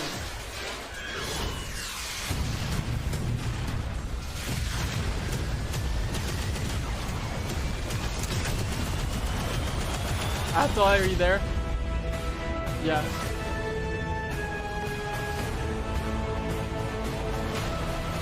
Alright. Okay. You're back. What's going on in that cyborg brain? Yeah, my internet is just. You don't want to. I don't know. I don't yeah, know. I can see it working. Mine is the same way. Gears turning. Oh, they're malfunctioning. They're on fire. I should just bring the food up here. Falcon and Bucky. Now to another hero we last saw in Avengers Endgame, Black Widow will return to the big screen on May 7th, 2021. Of course, What the does film that stars sound? Scarlett Johansson I don't as know. Natasha Romanoff. It's just me. Fans It's just have me been patient, hyperventilating and I from can't this. tell you just how ready Oh, we I are thought you were eating, for this like- Avenger to finally I have her don't know. own standalone film. Because you mentioned food, so I was like. And speaking of fan favorite characters, Yeah. Loki.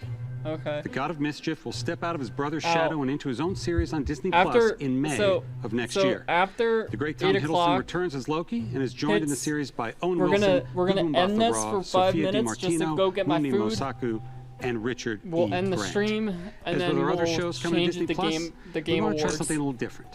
Explore a new genre for us at Marvel Studios. Okay. Because so we put I might Loki in the make it center of just his a own crime recording. thriller. If that sounds a little unusual or confusing, don't worry. 'Cause I wanna Loki is just eat, as confused. And Here's the very first they're look yelling at me Loki. because my food is downstairs and it's just sitting there. Yeah. Just right for Arya to eat it. Yeah. Get your hands up. Oh my god. Oh yeah, this is from Avengers Endgame. Wait, I thought that's from the second movie. Second Avengers. Remember? Right? Remember? No, they went back in time. Oh yeah. So basically, now Loki got hold of the thing, and he's in lock, and now he got hold of the Tesseract, and now they're playing. That's what the show is about. They thought this through. Huh?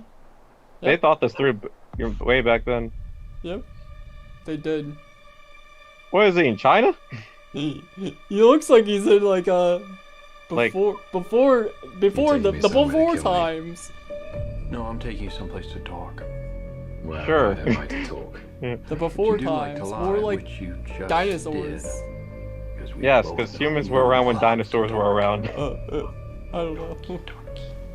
Yes, How long have you Genghis been Khan here? was fighting dinosaurs. It's hard to say. You know, time passes differently. He fought here on alongside TV. Abraham What does that Lincoln mean? to save the world. That's AP education Dude, for I've you. been hyperventilating this whole entire time you've been gone. This is what dude, this is what I've been Glorious. waiting for. And it's only 12 minutes or 15 minutes of my life. Well, we all have our own highlights, you know.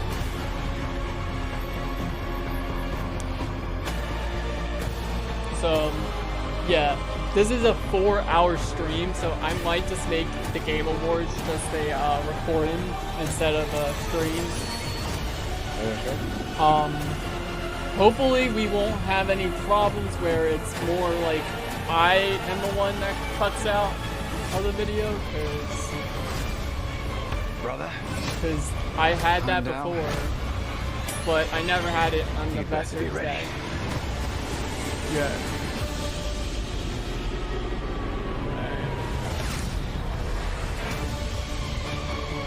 Well, that was good. That looks cool. Yeah, Loki looks good. What did you expect?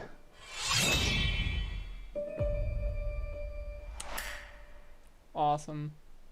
All right, and then we got the Shifting Hawkeye. to Marvel Studios' first animated series, coming Oh, to great, Disney Plus Hawkeye. next summer, Yeah. What If? Woo-hoo. Flips What the script If? on the MCU, taking famous events Wait, is that- films and is that- is reimagining Hawkeye them switching to in a girl? unexpected ways.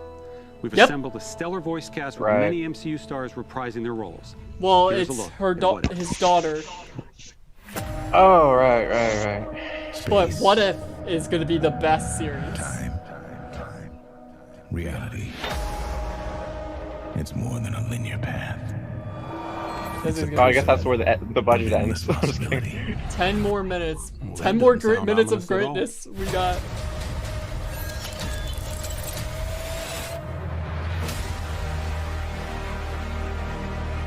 That's not Samuel L. Jackson.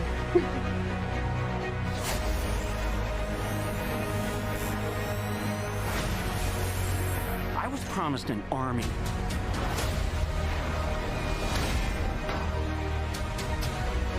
You have a super soldier.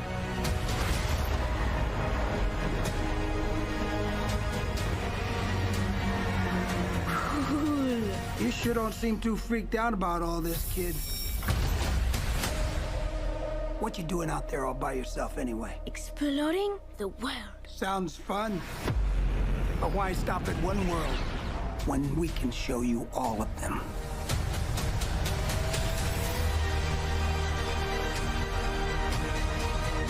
I am the Watcher.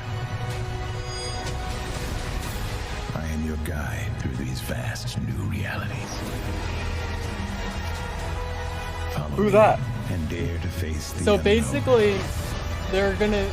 So this is What If series. So it's what if. And ponder the question. Like what if What if? What if Give me the talk. what's it called again? Got this power, or instead of like the What if super Hawkeye soldier. actually too useful? Yeah.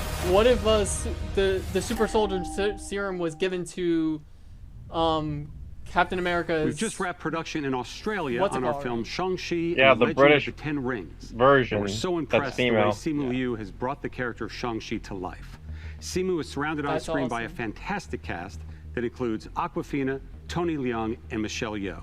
I'm The film super is among the excited for very this. first I know in that guy. Phase He's 4 pretty cool. and is set to release in theaters on July 9th, I'm 2021. super excited for this movie. Launching on Disney Plus later next I year. don't know anything is about Miss it. Marvel. Miss Marvel is a Pakistani It's supposed to be the American first teen movie superhero. with a Mandarin. Earlier this year during For shutdown, we real. held The online real auditions Mandarin, all not around the world the to fake find one Kamala that they Khan. did And we in found Iron her Man 3. in Aman Vellani.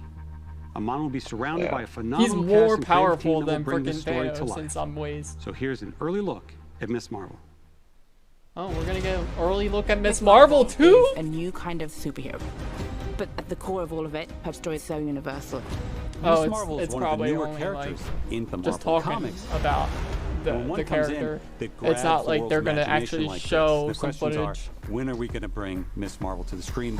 When Miss Marvel first Oh, I was came about to out, ask about that. I was like, what's the difference between Captain Marvel and Miss Marvel? Miss Marvel is like see Miss themselves in her. I Fantastic never saw for a young teenager Mr. of color, Fantastic. specifically a She Pakistani has the in the comic powers book. of like. Are you kidding? Promised you'd be cool. Like it just like it's just the like casting she process flex, was vast. can When stretch we discovered her body Iman, out. we knew that she was Kamala Cool. Khan. And also on top, another thing, another And of course we've another got thing a is really that, incredible team of directors. Bilal Fallah, she Adil is a big Al-Arabi, fan of Mira Menon, and the Sharmina Avengers. Bates-Chinoy, She and all of in them the are taking the show, material and elevating like, she it. is So super human. It's about a big teenager fan of figuring the out who she Avengers. is and So about relationships. that's the Family whole and point friendship of is at the her heart of the character. MCU canon. That's what's so exciting about the story that we're bringing is that we're But going to she's introduce you funny. to a new family that's also going to be part of the wider MCU. I love how they're bringing a lot of different diversities in these shows. The fact about Miss Marvel is that her idol is Captain Marvel. Yeah, good for them. I mean, I'm so probably not gonna watch like 90% of it, but I'll have it in my check. I'll look at the YouTube clips every now and then. Will be joining Brie Larson and co-starring in Captain Oh, Marvel Miss 2, Marvel is coming along to with grown-up Captain Monica Marvel Rambeau, 2. played by Tiana That's Paris, interesting. whom we will have already met in the upcoming WandaVision. So by now you should start getting a sense of the interconnectedness that infuses all If of our we storytelling. we better not see. But that doesn't mean there aren't some unexplored corners of the universe. Oh God. With next year's Eternals, we're introducing a brand new ensemble of superheroes to the What MCU, do we see? We played by see- a spectacular cast. Look at this. This is an epic cast. story It's spanning so big. thousands of years, and it's one of our most ambitious God. films yet. It's set for theatrical release on November 5th, 2021. Dude, that cast is Oh, so good. Brian Original Tree Henry. Avenger Oh, I Jeremy like that Renner guy. returns to star in Hawkeye. Brian launching Tree on Henry. Disney I like. Plus late next I year. don't know about the other ones, but I In do our like that series, guy. Hawkeye teams up Yeah. with another well-known archer from Marvel Comics, Kate Bishop. And I'm very pleased to confirm that Kate will be played by the amazing Haley Steinfeld. Why are we so focused Rounding on out making that cast Hawkeye are relevant Vera in any Farmiga, way? Fra Fee, and newcomer Alakwa Cox playing Maya Lopez. Oh, The episodes that's are being directed by Kyle's Rhys Thomas here for. and the directing duo of Bert and Bertie. I don't care about Debuting for Jeremy the first Renner. time in the I just MCU, want Kate She-Hulk Bishop. is coming to Disney I don't Plus. give a crap. It's a series about a woman trying to navigate the world and be taken seriously as a working professional. Dude, she's gonna make some big despite the bank fact in the next that couple of she's years. well over 6'7". She's getting that Disney and contract, so She's yeah. getting that It's a very Disney funny series contract. being directed by I don't think she's Kat gonna be Poirot and even Anu able Bali. to do any more And I can music officially confirm at this that point. She-Hulk / Jennifer Walters Disney will will be played by the recuperate. talented and Emmy Oh, you're award-winning making $1 million Tatiana through Slack. music? Okay, we'll give I'm you also $10 million. pleased to reveal that They'll the brilliant just ask Tim her to Roth make is a returning music as the song Abomination. for. Now you only was make first Disney introduced to the music. MCU Yeah, in 2008, they'll make. The Incredible They'll Hulk. ask her to make some If that's Disney not music. enough, Probably, I can confirm definitely. that the Hulk himself, Mark Ruffalo, will be appearing in the series as well. And since Jennifer Walters is a lawyer who specializes specifically he was in gonna be in superhero-oriented legal the cases, movie, the show. you never know what Marvel characters are going to pop God, up. I'm from sweating episode so to much episode. right now. Bringing a Kyle, wholly it's not that different vibe serious. to the MCU. Moon Knight is an I think I'm action-adventure perspirating Indiana too Jones much. Story coming to life as a Disney Kyle, Plus this is series just a live directed stream. by Mohammed Diab. I mean, The character Moon Knight is a I don't complex know. I don't vigilante know. who suffers from dissociative Can we identity get disorder. can we And get these can we multiple get the identities can we that get live the inside him are confirmation of very Oscar distinct characters in the series. Isaac? The backdrop of our story is incredible Oscar Isaac? Egyptian iconography. Oscar Isaac? Egyptology is something the world's always been fascinated by. Please? And we're going to tap into it in a fun and bold way in Moon Knight. Now I want Isaac. to talk about a couple of projects that we haven't announced yet. The first of which is Secret Invasion, coming to Disney+.